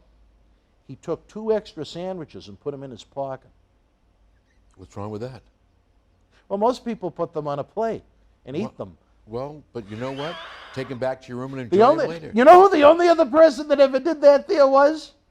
Our other fool of a friend, Hossein Khosrow Vaziri. The year he mortified me when I took him there, he was, and to his credit, to show his level of fame, and this is, there's a lot of high-powered, stars in this room. For whatever reason, the waitress said to the sheik, he was the only one she recognized. And then he started to work her. After we had our dinner, he goes, "Oh, please, lovely lady, you bring Sheik one more dinner, please. So she was nice enough to go to the back. She brought the Sheik out another prime rib, and and then about 10 minutes later, he asked her for her to go back. All I can say is this. You know, I've never seen anything like it in my life. I Not wouldn't that, be laughing not at that I should be, not that I should have been surprised, but I was surprised. you know, I wouldn't be. I think the Sheik. They're all grovelers. Well, not even a groveler. The Sheik is a whole different person. I know when we worked with him, I worked with him. He was so elated that we take him to a restaurant instead of a Burger King, that he actually had food. So a nice meal. I don't look at it that way. Prime rib is something you probably didn't have a lot of. Yeah. So it's a thing, you know. And I don't judge people. We got into one of the great fights of our lives in Las Vegas. I guess he was kind enough to treat his cocaine dealer to breakfast on my credit card, and he didn't realize that if you put the television on, it would list itemized listings of the things you purchased. And I asked the Sheik about it, and he got quite explosive about it, feeling that because he graced the Cauliflower Alley Club with his presence, a nonprofit organization that tries to raise money for wrestlers in need, but because he was there, it warranted his dealer being able to have some Gold Coast Casino pancakes and French toast. So. That's all right. No, it wasn't all right. Pancakes and waffles? What's wrong with that? For his cocaine dealer? You know what? Do you really think I wanted to pay for that? Just out of general curiosity? But you know what? I should have expected it? I just kind of sit back and I say, regardless of who it was or what it was a little bit of an effort by the Sheik to say, have breakfast. I wouldn't have known the guy was a cocaine dealer. I don't think anybody else would have known it was a cocaine dealer. So, you know, I recently had somebody make a comment about AEW when CM Punk came to the ring. The camera focused on a grown man crying. And they were laughing and joking. So what do you think of that? Ha, ha, ha, ha. I said, you know, and I'm going to rephrase what I said in a different way. Mm-hmm. How do you know that that person wasn't mentally challenged? How do you know that that young person wasn't a person who may have appeared to be 40, but mentally was 16? Do not judge until you know. And I don't like to throw stones. I never throw stones. Don't live in a glass house. Don't piss in the wind.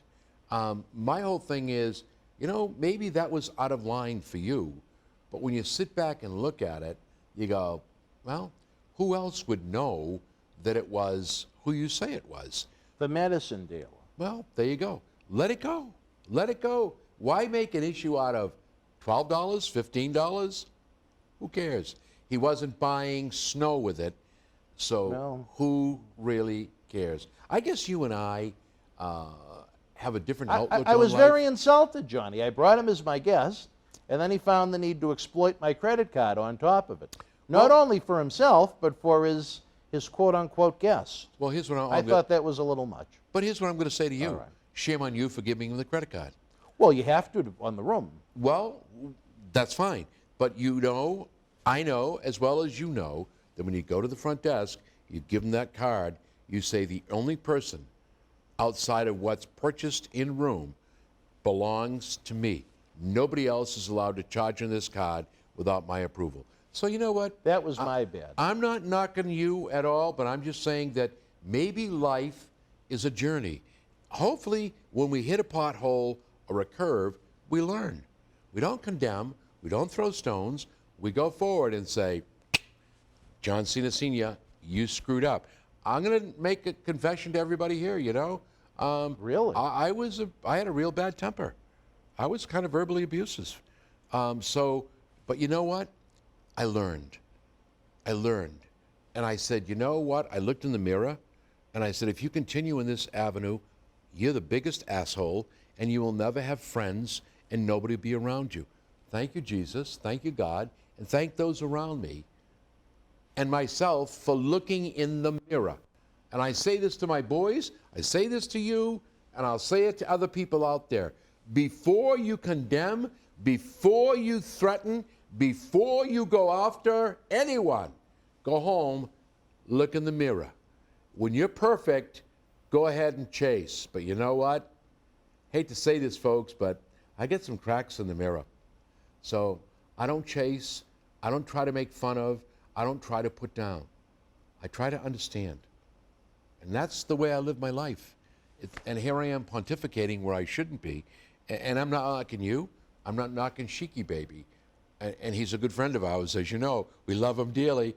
He drives us nuts in situations like that. I wish and pray we could get him back for November 13th or April 16th. I mean, I just can't wait to see that man. I love him to death. We need to see him again. He's got a big heart. That is a must. Yeah, so, you know. Well, you know, at the end of the day, at the end of life, you know, you had two friends screaming at each other over pancakes and waffles for a drug dealer, but I ask you fans for how much? $15? I don't remember how much. To me, it was the matter of the fact that I would not just take his credit card and do what I wanted with it. That's just not how I am. You know but what you're I mean? not him. And I was insulted. In his mind, and I'm not, I'm No, not no, here I'm to be not judge saying and you're jury. defended. But in his mind, he didn't think he was doing anything wrong. He thought he was, regardless of what this man. Oh, I think he knew exactly what he was doing. Okay, but that's okay. But regardless, he bought the man breakfast. He didn't buy snow with your credit card, so it didn't go up his nose. No, he didn't buy the drugs with the credit credit card. It didn't go up his nose. Thank God. No. So you know what? Pancakes, sausage, and a breakfast. Even Jesus had dinner with sinners and publicans. Didn't condemn, didn't throw any stones. So you know what? Okay, Sheik, I understand you bought the breakfast. Wasn't the smartest thing for either one of us to do. Enjoy the day. Enjoy the day. And you, because you know what? You got a good head. Think about it. I always tell my sons this, and I keep the old man myself on key with this. And once in a while I tell Moniece the same thing. Put your brain in gear before putting your mouth in motion. Just think about it. That's all I'm going to say. Well, you know what, fans? I'm going to ask you. I'll pass the baton to you. If you're watching during the premiere, if you were in Dan Maloney's sandals, as we like to say, would you have been upset if the Iron Sheik took your credit card to buy breakfast for his medicine dealer? I'm interested to know what you think. When you took the man out there as a treat almost to let him enjoy the cauliflower as it is, maybe I'm more wrong than I think I am. Like you said, I look back at it now and I say, you know what? Was it the end of the world that it happened 12, 11 years later? No. I mean, am I dead without that money?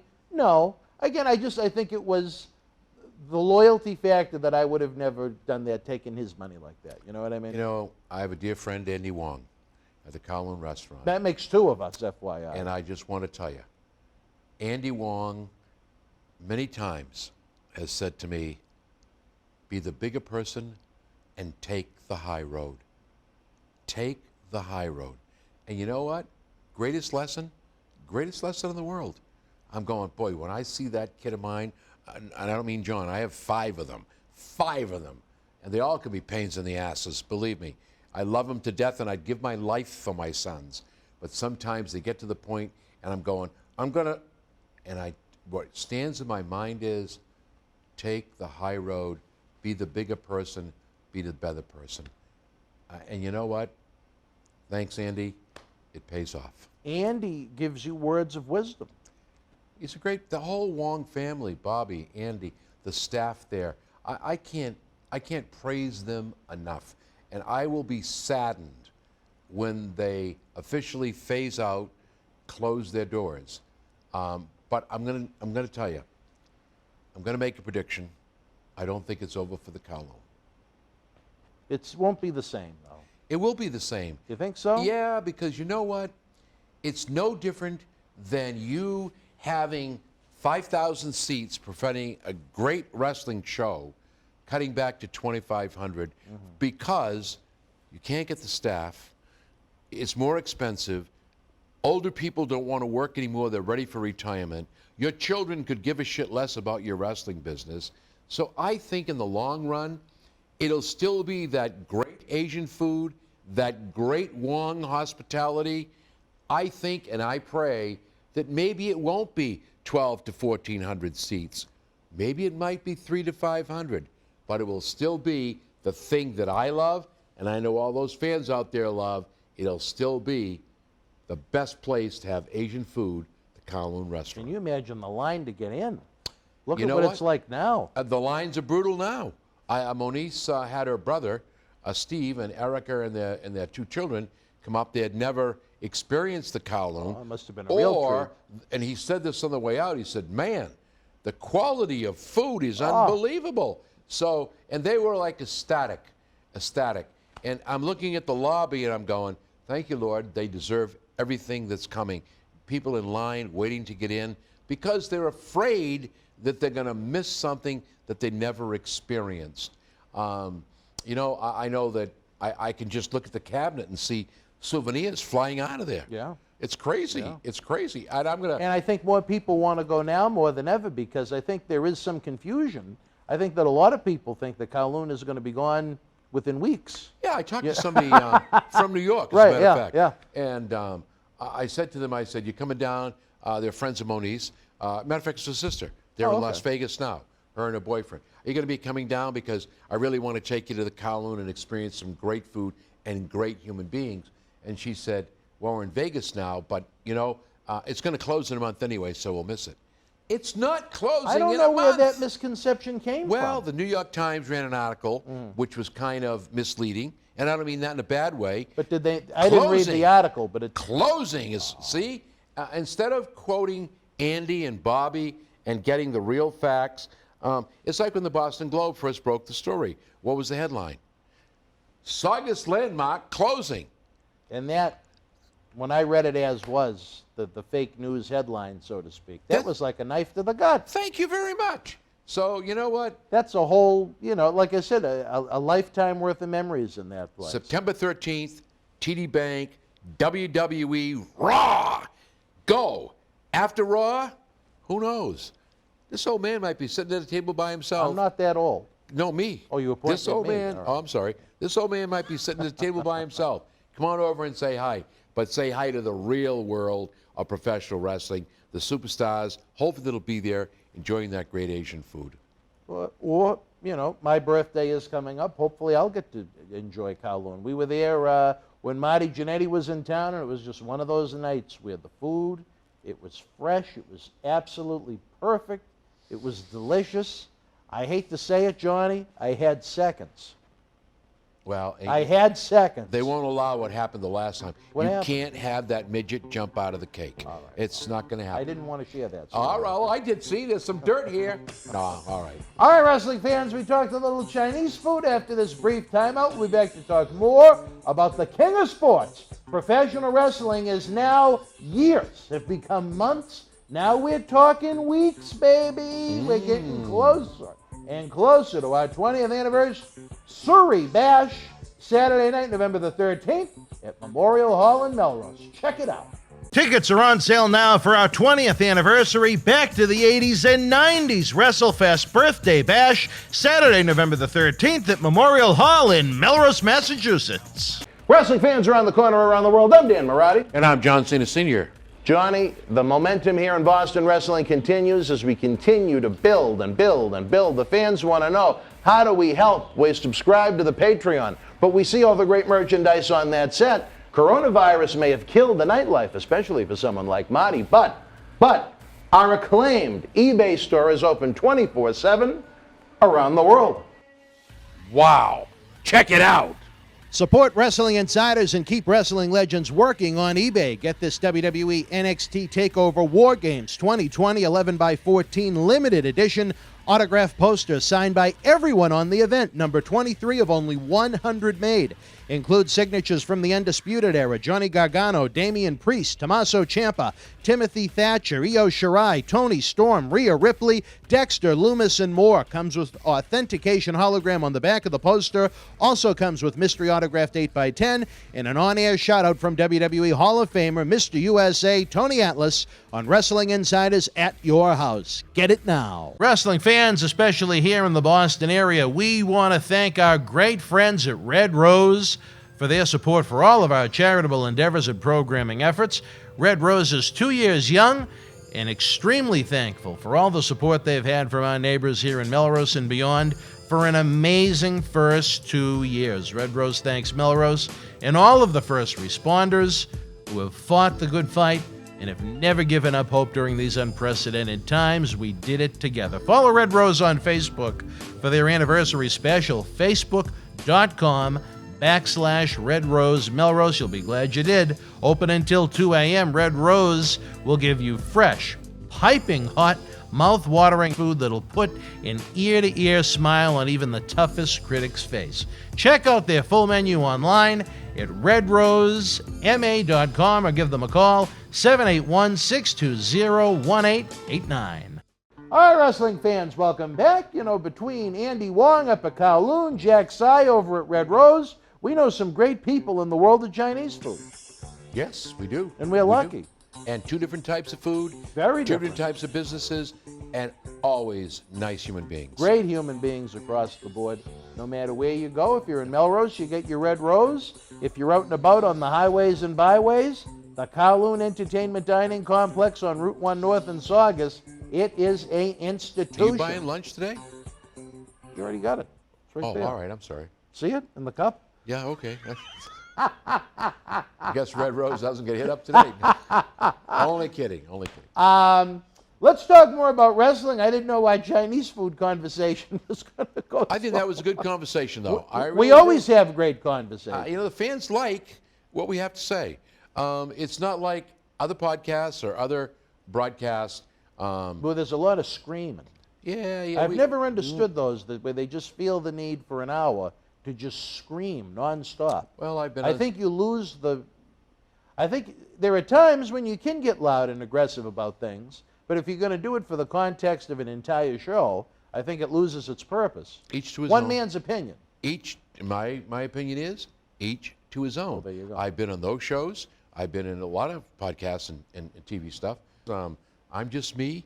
I come down for the fans to do what we do, to put smiles on faces, and I love the people that are here and the stars that come down to work with us. So I'm having fun. Let's go on with it. Well, I tell you, we're in for a hell of a weekend, November 13th. I'm ready. I'm sure ready. We're going to be talking about heading up to that fine establishment at least one night, but we won't get into that right now. I am ready. We talked a lot about AEW last week.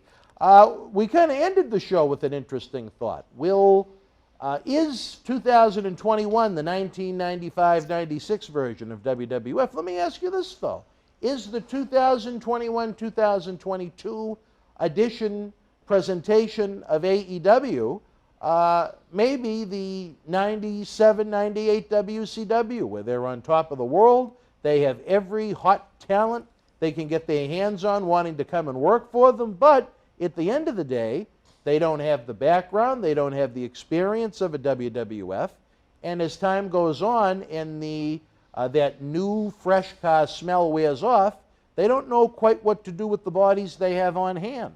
And then it becomes a mess. Or do you think that Tony Khan is in it for the long run and can guide the ship in the right direction for decades to come? Eric Bischoff had some very, very successful years, but, you know, again, at some point, they became too ratings happy as far as worried about winning the ratings war as opposed to the finances involved, and in the end, it ultimately destroyed that company. Could you see AEW going that route, even though right now they are, much like the food at Kowloon, piping hot? Well, the thing I see is this. There's a big difference between Eric Bischoff and WCW. Right now, AEW is not out to destroy, bury, or compete with WWE. I've seen no indication of that. Things that Bischoff did were basically, I'm going to get you, I'm going to screw you over, I'm going to release the results of your matches before. I don't see any of that. I think AEW is that little guy selling the hot dogs in New York, in the park. The big guy's over here at 175, and he's just over here doing his thing. He's not interested in competing or hurting his competition. He's interested in giving you the best product you can for your money. And right now, I think that's what AEW is. I don't think Tony Khan is a shot and then run. I think he's in this for the long haul. I think he cares about his product. He cares about the individuals he's working with. And, you know, I'm not going to knock anybody except to say that, you know, he's got one of the, I think, a good mind in Arn Anderson. Why the hell did WWE let that man go over stupidity? Stupidity. Everybody else did something over some piece of garbage, in my opinion. Right, but you look at what other folks have done in that operation, and they're still there. But you take a man like Arn Anderson, who's a genius in the business, and they let him go. Mark Henry, another very smart man, look where he is. Paul Wright, another man who I think has got a grasp on what's happening. Nobody is trying to bury anybody with this thing. It's not like AEW goes head-to-head with WWE Tuesday night. You don't see that. It's an AEW product by the fans, for the benefit of everyone, and they're benefiting all the talent. Will they ever reach a point where AEW has to act like WWE and say, you know, John Cena Sr., we really enjoyed your bit with Cody Rhodes and CM Punk, but you're just not putting asses in seats anymore. So the unfortunate fact is we're going to have to let you go. I think that what young people in the business need to understand, as well as some of the older people, there's life after professional wrestling. And that's very difficult for people to comprehend and understand. You know, they think it's going to last forever. Well, it doesn't. It doesn't. I don't care how big a superstar you are. At some point, it ends. It ends. And I think those that understand it realize Austin, Rock, Cena, Calloway, they all say to themselves, I've reached this point. I think it's time to slow down and eventually get out. If you can't see that, then you've got an issue. And AEW is sitting back now, and they're doing what I think you and I would do. We're building a roster. We're building a very good roster. Now, the point becomes, will we have AEW 1, 2, and 3, much like WWE and NXT? I pray for NXT, because who now is in charge of NXT? Well, Vince McMahon, and remember the tale of NXT. Well, we were going to get there, but I wanted your opinion on that, you know, where we kind of threw out the fantasy comparison to the 90s with WWF as we ended our last program. There is none. You don't think Tony Khan will ever get that Bischoff in him? I don't think Tony Khan's that type of guy. Everything I've seen Khan do has not been vengeful. You know, Bischoff, even a great mind. Please, Eric, I think the world when I see him, but Eric has got a great mind. But Eric went too far out of the box and caused the demise of a very successful business and hurt a lot of people on the way down. Yeah.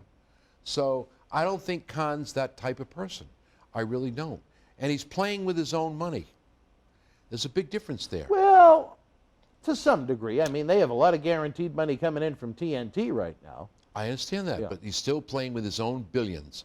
So, and he cares. You can see just the way things are handled. I mean, what operation says, okay, Dan, I'm bringing you in. You've got control over your character within reason and your storyline. Try that in the other operation. Well, that's not said for everybody, Johnny, or it would be it'd turn into WCW Part 2. Oh, yeah, no, I understand, but you know where I'm going with this. Yeah. Your key players are allowed to have input and say. It seems like the people in AEW are a lot happier than WWE. And I think a lot can be said for that sometimes, even if the dollars and cents aren't the same. It's nice to go somewhere where you're happy every week and look forward to going every week. Money's not everything. And as I say to people, I said, well, why did you retire so early? Because one morning I got up and my feet hit the floor and I said, oh shit, I've got to go to work and I've got to go there. That's it. When you're not happy getting up and going to your position, then it's time to get out. Get out. And I just think, back on the subject, I think Khan is not Eric Bischoff. Eric Bischoff was a breed unto himself who took the bull by the horns and did a great job with it until the man in the park began to raise the price of the hot dogs. And I'm telling you, I don't care what anybody says, if you bring the fight to Vince McMahon, he'll be a pit bull. He'll fight you. He'll fight you. And I'm going to tell you, 9 times out of 10, that man's going to win. He won by doing what? It took him quite a while. But he won. It did. And he was scared because he almost lost. But he never gave up, never quit. And the thing is, one way he got rid of his competition, which won't happen with Khan, is he bought it. You won't see that happen with AEW. I think Khan would close the doors first. Why? Before he'd surrender to WWE and say, yep, buy me out, I think that loses face. You really have to say, if I'm going to wave the white flag, what's going to happen when I sell you my product? The same thing that happened with ECW. All those people lost their jobs. Everybody I care about here, I don't need the money. I get billions and billions. So I'm not going to sell these men and women down the tube.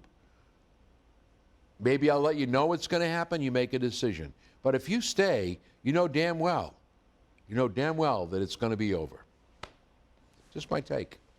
Well, again, like we have noted, it is nice to see that there's at least one wrestling franchise with a little momentum behind it that the fans are happy to support, they're happy to see. You know, interested to see what surprises come next. I mean, it's rare nowadays that you have a genuine surprise in WWE television. I mean, you could run a Raw from May, and I don't know, well, other than the release, I don't know if you'd even know it was not the same program instead of a rerun. What did I tell you about SummerSlam? You know what? No. They had the people by the short and hairs. to be fair, that was actually a fresh lineup for SummerSlam. No, I agree, but they had the people by the short hairs. They actually believed that John Cena Jr. was going to win the belt from Roman Reigns. How did they screw that up, writers? They overdid it. I'll put one more on the line. If I lose, I'll leave WWE. What? Oh, man, that was it. It was all over the internet. Overbooking. Well, but I already said the same thing. All the marks were right. They just gave us the finish. Reigns is going to win. So now we got the beast incarnate. Is he going to lay down for Roman Reigns too? The only storyline you got, and I got to give you credit, because there's another podcast that said the same thing, the interesting faction is going to be Paul Heyman, Brock Lesnar. Never officially cut the tie. What's more interesting to Heyman, the title or the man? Who's going to beat who? Heyman's like a weasel, and I mean this in character, not as a person. Yeah. He'll go where the money is, where the belt is. If he thinks he can sell Reigns down the shitter, he will in favor of Lesnar. And who knows? Maybe Paul Heyman might be the special guest referee for the match and screw over Lesnar. That'd be really good. You know what I find interesting, Johnny? Now, especially, I am always one to say that WWE lacks so much patience and lacks so much pacing issues. I was told in a conversation with someone in WWE this week they are not planning on having The Rock this year at WrestleMania. I don't know if he has a movie or whatever the circumstances may be. So they're going to have to try and come up with quite an angle to hold off on Lesnar and Roman, or make it a several-match series. Hats off to Dwayne Johnson. Hats off for not coming to WrestleMania.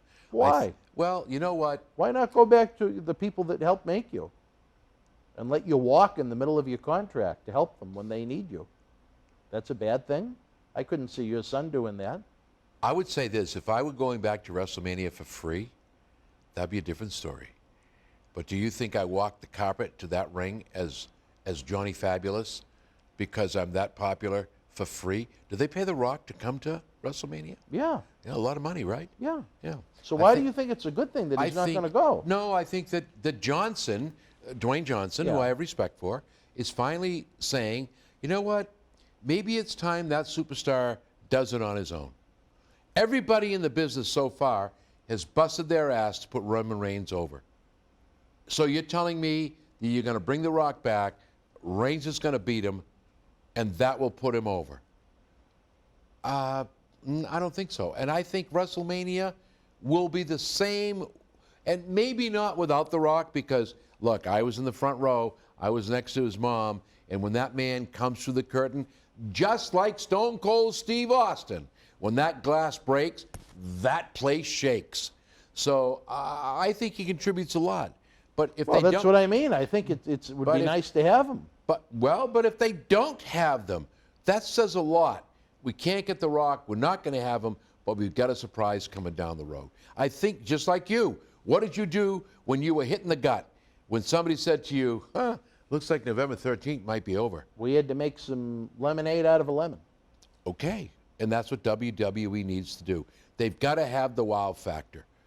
It's really saying we don't need The Rock every year to make this work. We don't need John Cena Jr. every year to make this work. He is, I'll say this, he is penciled in for the one in Los Angeles the year after.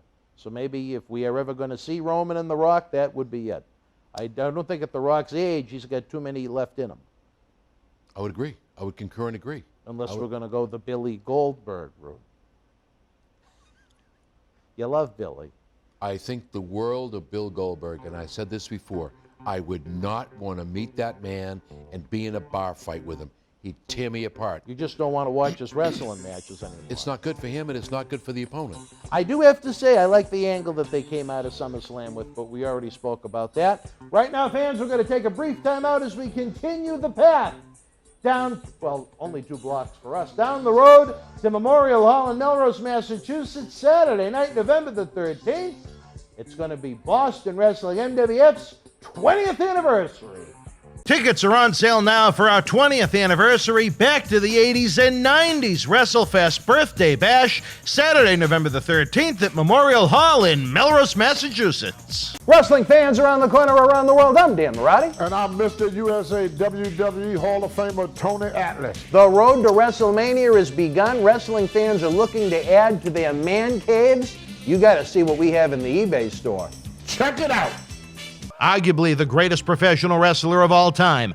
Get this limited edition collector's autograph print personally signed by 2-time WWE Hall of Famer Nature Boy Ric Flair, inscribed 16 times for each of his recognized World Championship reigns. One of only 50 made direct from our friends at WWE. Also signed by original artist Rob Schamberger. Help keep wrestling legends working. Get this awesome Ric Flair collectible for your wrestling collection now. Cheer. Why, hello. I would ask what was on your mind, but I already know. You want to know what has got my beard looking oh so majestic. And I'll tell you, it's sexy as hell beard care.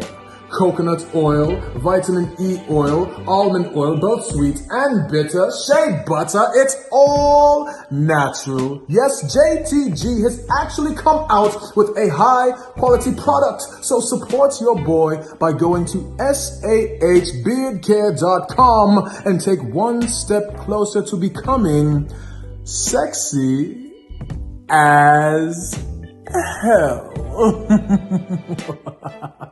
Cheer. Ooh, cheer.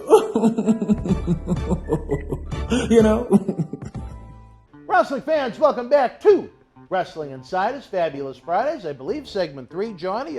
When you and I get going, we're like 2 old pals, just chewing the fat, talking about the world of professional wrestling. That's what it's all about. The great fans are super chatting away over in the premiere. They're sharing their thoughts on what we're talking about. A little bit in the world of women's wrestling that we haven't touched upon, Johnny. I know the big news coming out of AEW's pay-per-view is obviously CM Punk's in-ring debut, along with the first appearances of Adam Cole and Bryan Danielson, fresh out of the WWE Universe, but one that got over very strong, probably because it was in Chicago in front of a pay-per-view crowd that's the type to pay the big money to fly in for it, but great reaction, kind of a great moment. The debut of Ruby Riott, the women's division, known as Ruby Soho, I believe, in the company now. What a nice night for her in AEW. You know, you can see the difference when somebody premieres at AEW and WWE. There's a whole big difference there. There's respect that goes along with the premiere. And you know what I feel, and you and I have our difference of opinions, but women have been underutilized and sold short for a long time. Well, Marati, I'll tell you what. I'd be willing to put you in the ring with a woman of my choice and watch her kick your ass. But considering I can barely walk, that I wouldn't might give not a be shit that if you were in hard. good shape. You probably would be on your ass. Now, you know what? I would take you up on that challenge if maybe the first initial began with the T. Oh. I wouldn't mind that one. Another story for another time. That's right. Another story. I That tell woman you, would definitely be on her ass. Yeah, let me And tell more. you, baby. Yeah, that would be revenge. Yeah, she knows ass quite well, according to several men, but that's a different story for different time. Yes, yes, sir. Educated Annie. But anyway. All right. Ruby Riott, though, I mean, again, someone that WWE did virtually Nothing with. after her initial debut. Nope. And in one night, granted, she is fresh from WWE TV, so she's going to get that big pop coming out. But it just feel like having her win the version of the female casino battle royale, it gave her some rub. It made her seem important.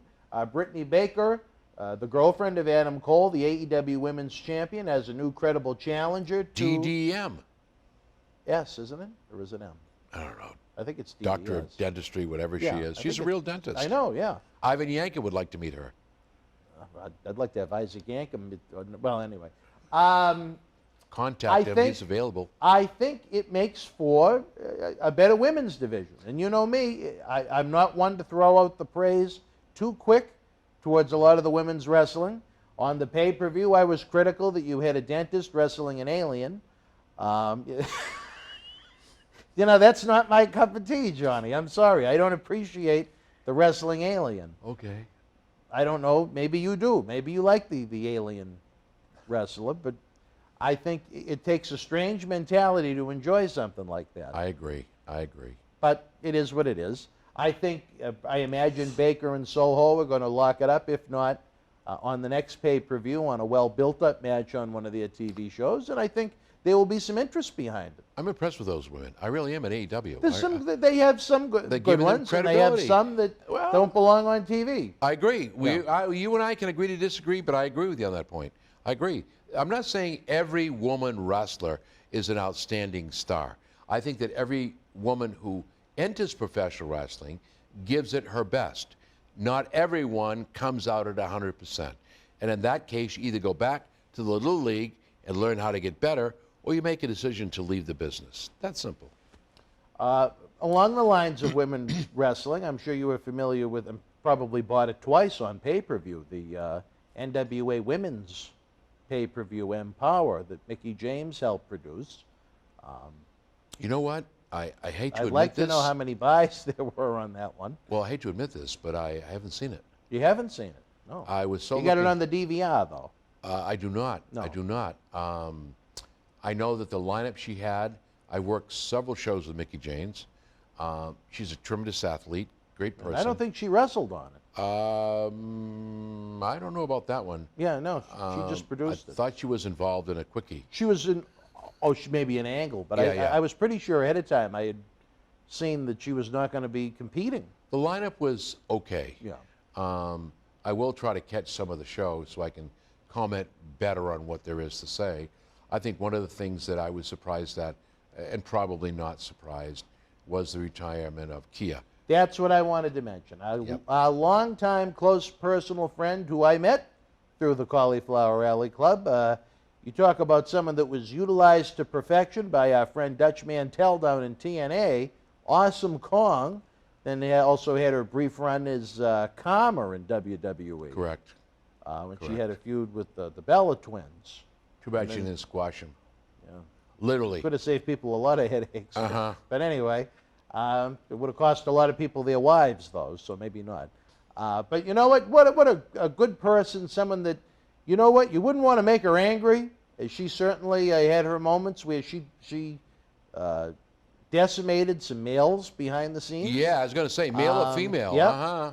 But a woman with a great heart, a woman that did a lot of great charity work, a woman that loved this business, gave this business credibility, gave women, not just women's wrestling credibility, I think she gave pro wrestling credibility.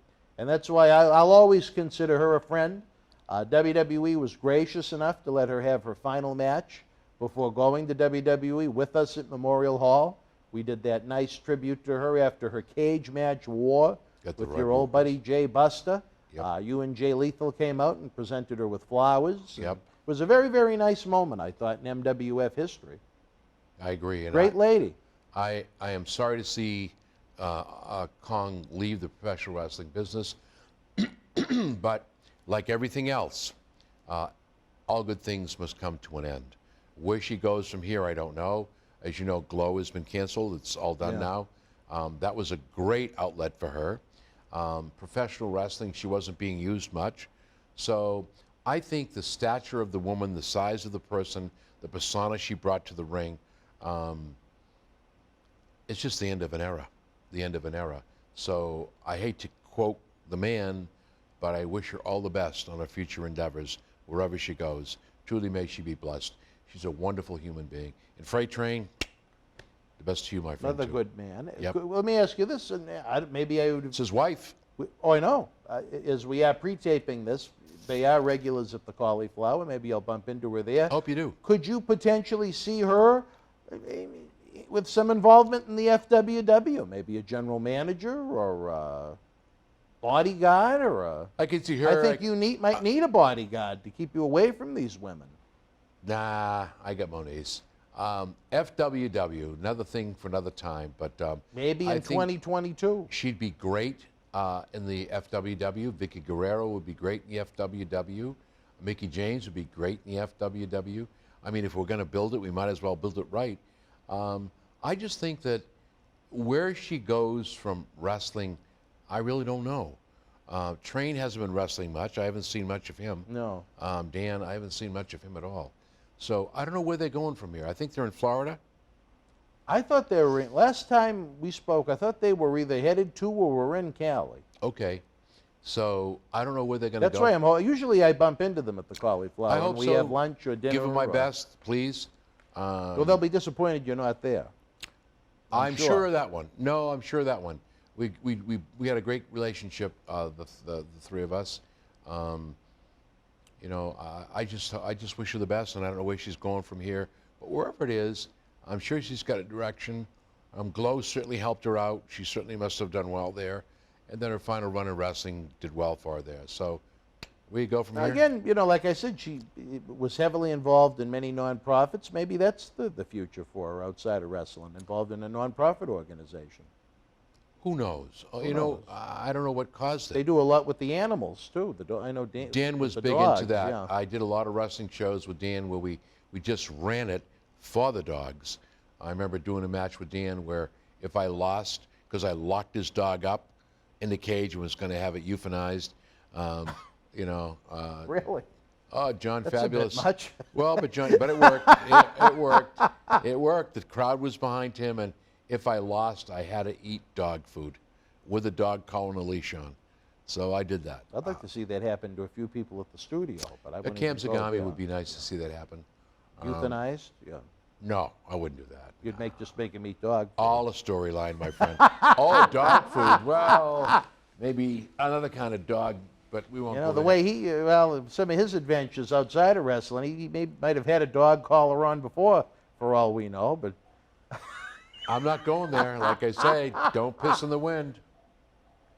I'll tell you this, we've talked about the losses from WWE, but I think a major signing that's kind of gone under the radar is that they were able to sign the U.S. Olympic medalist, Gable Stevenson. I noticed to a that. contract. I saw that. I don't know why more wasn't made about that. That's a major coup to them as far as, in one man's opinion. Another Kurt Angle coming up. That's a tough comparison. Well, I think if you get, not that I'm knocking him, but even a Shelton level athlete, you know, if you get a great mid-card career out of someone like that, it would be great. You never know. To You put never the know. expectation on someone that they're going to be a main eventer, that's awfully tough to live up to. That's your goal when you get signed. Perhaps should be. That's it should your goal. That's your goal. So, you know, it's not the first Olympic medalist they've had. Ken Patera was in there. You know, you had Kurt Angle in there. Iron Sheik was there. And now you get this guy. So the question is, and when I saw it, I read it, and I said, okay, so how are we going to use this gentleman? What's the storyline going to be? I can only wait. I think he needs several years in the Performance Center before I'd even think of a storyline for him. You know, I was criticized way back when the NXT group was being brought up to the main roster and defeating those individuals on the main roster to get him over. I wasn't a fan of that. You and I both know how I feel about this business. We all had to pay our dues. Right. Well, they didn't pay their dues, so I wasn't happy about that. But they may take this young man, get him what I call a rush job, and bring him to the roster and watch him fail and get rid of him. That's typically what's happening lately. Well, I mean, Mark Henry, he came in fresh from the Olympics too, and it took him about 10 years to get over to the point where he was of value outside of that, the angle where he made love with Mae Young. That was, you know what? Sexual There chocolate. again, I sit back and say to myself, I realize you're being paid by the company, and perhaps he had no input on what was happening there. I would hope. That was absolutely disgusting. Disgusting. You know what? If you talk about something condescending to a race and to a person, that was... Why was that condescending to a race? I didn't see any white athletes involved in that. Nobody, they didn't pull that But shit. are you talking, do you mean by the name Sexual Chocolate? No, or that's do you fine. mean that he made Just love to Mae Young? And gave birth to a Tootsie Roll. No, a hand. Yeah, well, whatever. It wasn't a Tootsie I know Roll. it was. I know It was a white hand. I understand that. Talk about a slap in the face. That come out Literally. out of the Addams family, right? I'm sorry. You know what? I said this before, and I'll say it again. Whomever it might be, who has that sense of humor, you're one sick mother. Things like that just weren't funny. Fans didn't laugh. I remember being at Madison Square Garden the night it happened, and the fans were blown away in a not so positive way by what they were seeing. It was insanity. I just don't know who thinks these things up. I'll tell you this, I think if she actually gave birth to a baby, it would have been hysterical. Yep. You I know, probably would have been a woman more of that receptive to age that. to have a little baby, I think would have been funny, but the hand, I don't think anyone got the joke. And I don't think the joke was all that funny. Well, apparently somebody backstage did. And again, I just kind of sit back and I look at all the funnies that they think they had. And when you really look at some of those, they really weren't funny. It was just an embarrassment to the performer and to the operation. Do you think Pat Patterson and Jerry Briscoe look back upon it as one of the great angles of their career and their involvement? I'm sure they didn't. No. I'm sure they didn't. And I would hopefully be able to sit with Jerry Briscoe sometime if we ever have a chance to connect. Pat Patterson was a dear friend. I love him. I really do. And we had a lot of discussions. And I'm sure that wasn't the highlight of his career. You imagine the meeting, the creative meeting they must have had when they sat down with the talent and said, what we're going to do is she's going to go into the maternity ward and she's going to give birth to a hand. You see, you're laughing. But I mean, can you imagine their thought process? Like, what? She's going to give birth to a what? I just sit back a going. Hand? Yeah, I go back and go, excuse me? Vicky Guerrero. Vicky Guerrero, Excuse me. It just doesn't make sense. When they produced wrestling, they're on top of the world. They're trying to go back. You know what? You need a little bit of attitude era. You got to have it. And get rid of this comedian crap. And let's get back to professional wrestling. That's why AEW is so successful. You Mark need Henry, some edginess. Yeah, Mark Henry. But I think they've overdone it with the comedy. Yeah. To the nth degree. The comedy needs to be eliminated. Again, I make the point, how many times have I said it, Johnny? This is a company that owns their own library of monster success. Hogan and Andre, 33 million people on NBC in February of 1988. What was going on then that was so popular that they could mold to fit 2021? The Attitude Era. Obviously, they're not going to go back to bra and panties matches and men-on-women violence and things like that. But what was working in the Attitude Era that could be molded and fit 2021 to make it more popular than it is now? There are ways, I believe, you can do that. I agree. All right. Necrophilia with Triple H. Come on, that was a real sick. Again, I mean, who sick. Who were they trying to appeal to? What demographic? I don't know. I don't know. Whoever thought that was going to bring people to view, when that thing started, I'll be honest with you, I turned it off. I think adults would either think it was disgusting or in poor taste and not want to watch it. And I think a kid probably would have been confused. I'm surprised Paul Levesque did it. Well, what do you think, folks? Again, we're running out of time on this great program. We send great thanks to the man that is making it happen, the one, the only, the stunt double from the movie Private Parts. And we're not talking about the hand that Mae Young gave birth to. We're talking about the Howard Stern biopic that came out back in the 90s. Mr. Howard Miller, thank you as always. Howard, for all you great fans at home, continue to put your messages in the Premier box. We love to know what you think. The Super Chats are always welcome as they help us keep the lights on. The Patreon is a-rockin', is a-rollin'. You get the early ad-free access to Wrestling Insiders. You get the acclaimed Studio Shoot interview DVD library is seen by millions online, millions more on the Howard Stern Show, his buddy.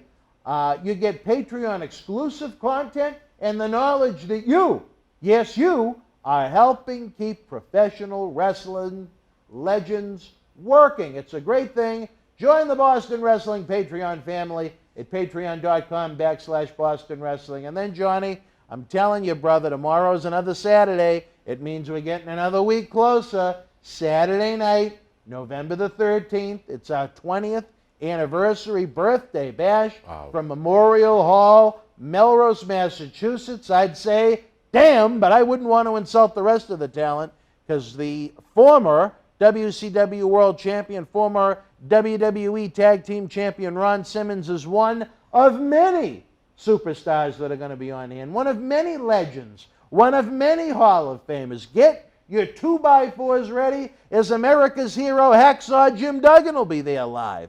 You talk about going from a ho to a huss, huss, huss. The Berzerker, a monster of a man, is going to be there. You're just talking about some rare appearances all around. I'm only worried that you and Marty are going to make it. I know there's going to be a lot of partying going on that week. No. No partying with you and Marty? I'll be bringing Moniece and her son, Tommy Nash. We'll be coming there. We'll be selling Fabo Pop, Fabo's new hot sauce. Fabo's new hot sauce? Wait a minute. I have yet to see the hot sauce. Does it go good on chicken? It goes very well on chicken. Well, I am a connoisseur of, I like hot sauce on my chicken. How hot do you like it? Medium. Do you like Johnny Fabulous hot sauce? It's not going to, make my eyes water and make me cry. That's a little too much. All right, well, we don't want the program to die, much like John Cena Sr.'s Mike. We will see you next Friday night after SmackDown and AEW Rampage. Until we speak again, folks, head on over to BostonWrestling.com. Get your tickets now. Good night from Boston. Tickets are on sale now for our 20th anniversary Back to the 80s and 90s WrestleFest Birthday Bash, Saturday, November the 13th at Memorial Hall in Melrose, Massachusetts. All right, wrestling fans, hope you enjoyed this somewhat modified version of Wrestling Insider's Week in Review. As you can tell, the voice is a little hoarse. Funny story about Vegas, if you ever head out there yourself, is, the second day in, I had almost no voice whatsoever. It was very raspy. I thought I had a cold, or, in this day and age, anytime anyone gets sick, they think the ultimate worst. But it was actually D'Lo Brown that explained to me that sometimes, if you're not used to that climate or you're not there often enough, you get sand particles in your throat. And out of all my, 20, 25 trips to Vegas over the years, it's the first time I really ever remember it happening, or enough to the point where I was wondering why my voice sounded so hoarse. In addition to that, we taped, 4 full days of talk show episodes. But nonetheless, I am not ill if I do sound ill. Hopefully, you will all remember my birthday this coming week. I imagine it's going to be gifts and birthday cards galore coming my way. Cough, cough, wink, wink. Here at MWF Studios. I'm just teasing. I'm not a gift groveler like some of those on social media that have the Amazon wish lists up and so on and so forth. That's just not my way. Because it's all about the superstars, keeping the legends working. You can really help do that, of course, as we always note, by joining the Patreon family.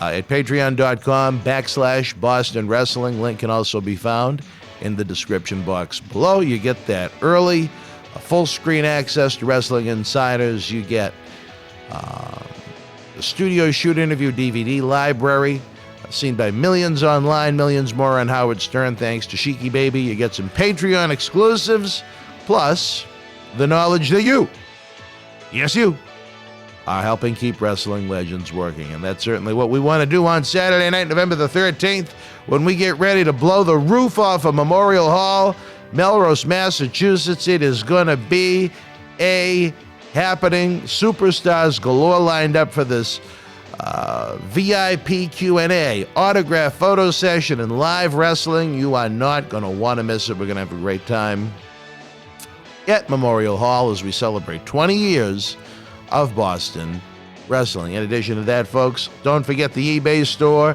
is open for business 24/7. You can find the link in the description box below. There is great merchandise of superstars from every era. We have a big week coming up ahead as far as talk shows go, as far as video content goes. News on the live event is myself, Chairman Manolian, John Cena Sr. We've been working around the clock on this bad boy, as well as our Soul Survivor event coming Saturday, April the 16th. So it's a busy time, but it's a great time. We love you guys. We hope you're all doing well as we get ready to celebrate our official anniversary on September the 28th. We're going to have some special programs and videos for that too, which should be a lot of fun. Hope you enjoyed tonight's show. I plan on being back with my partner in crime, Mr. Tiger Mulligan, tomorrow for Wrestling Insider Stern But Fair, and then Sunday Night Live with myself and Captain Lou Data, who I don't know if he survived Las Vegas. It was quite an eye-opening experience for him, even though he actually got a book about Nevada from the library to read. So Captain Lou was very well versed in Nevada after reading that book, I guess, before he got there. But for all of the fine folks that helps make these shows happen, we thank them. And more important, we thank you for being with us tonight. Until we speak again, you and yours be healthy, be well. Good night from Boston.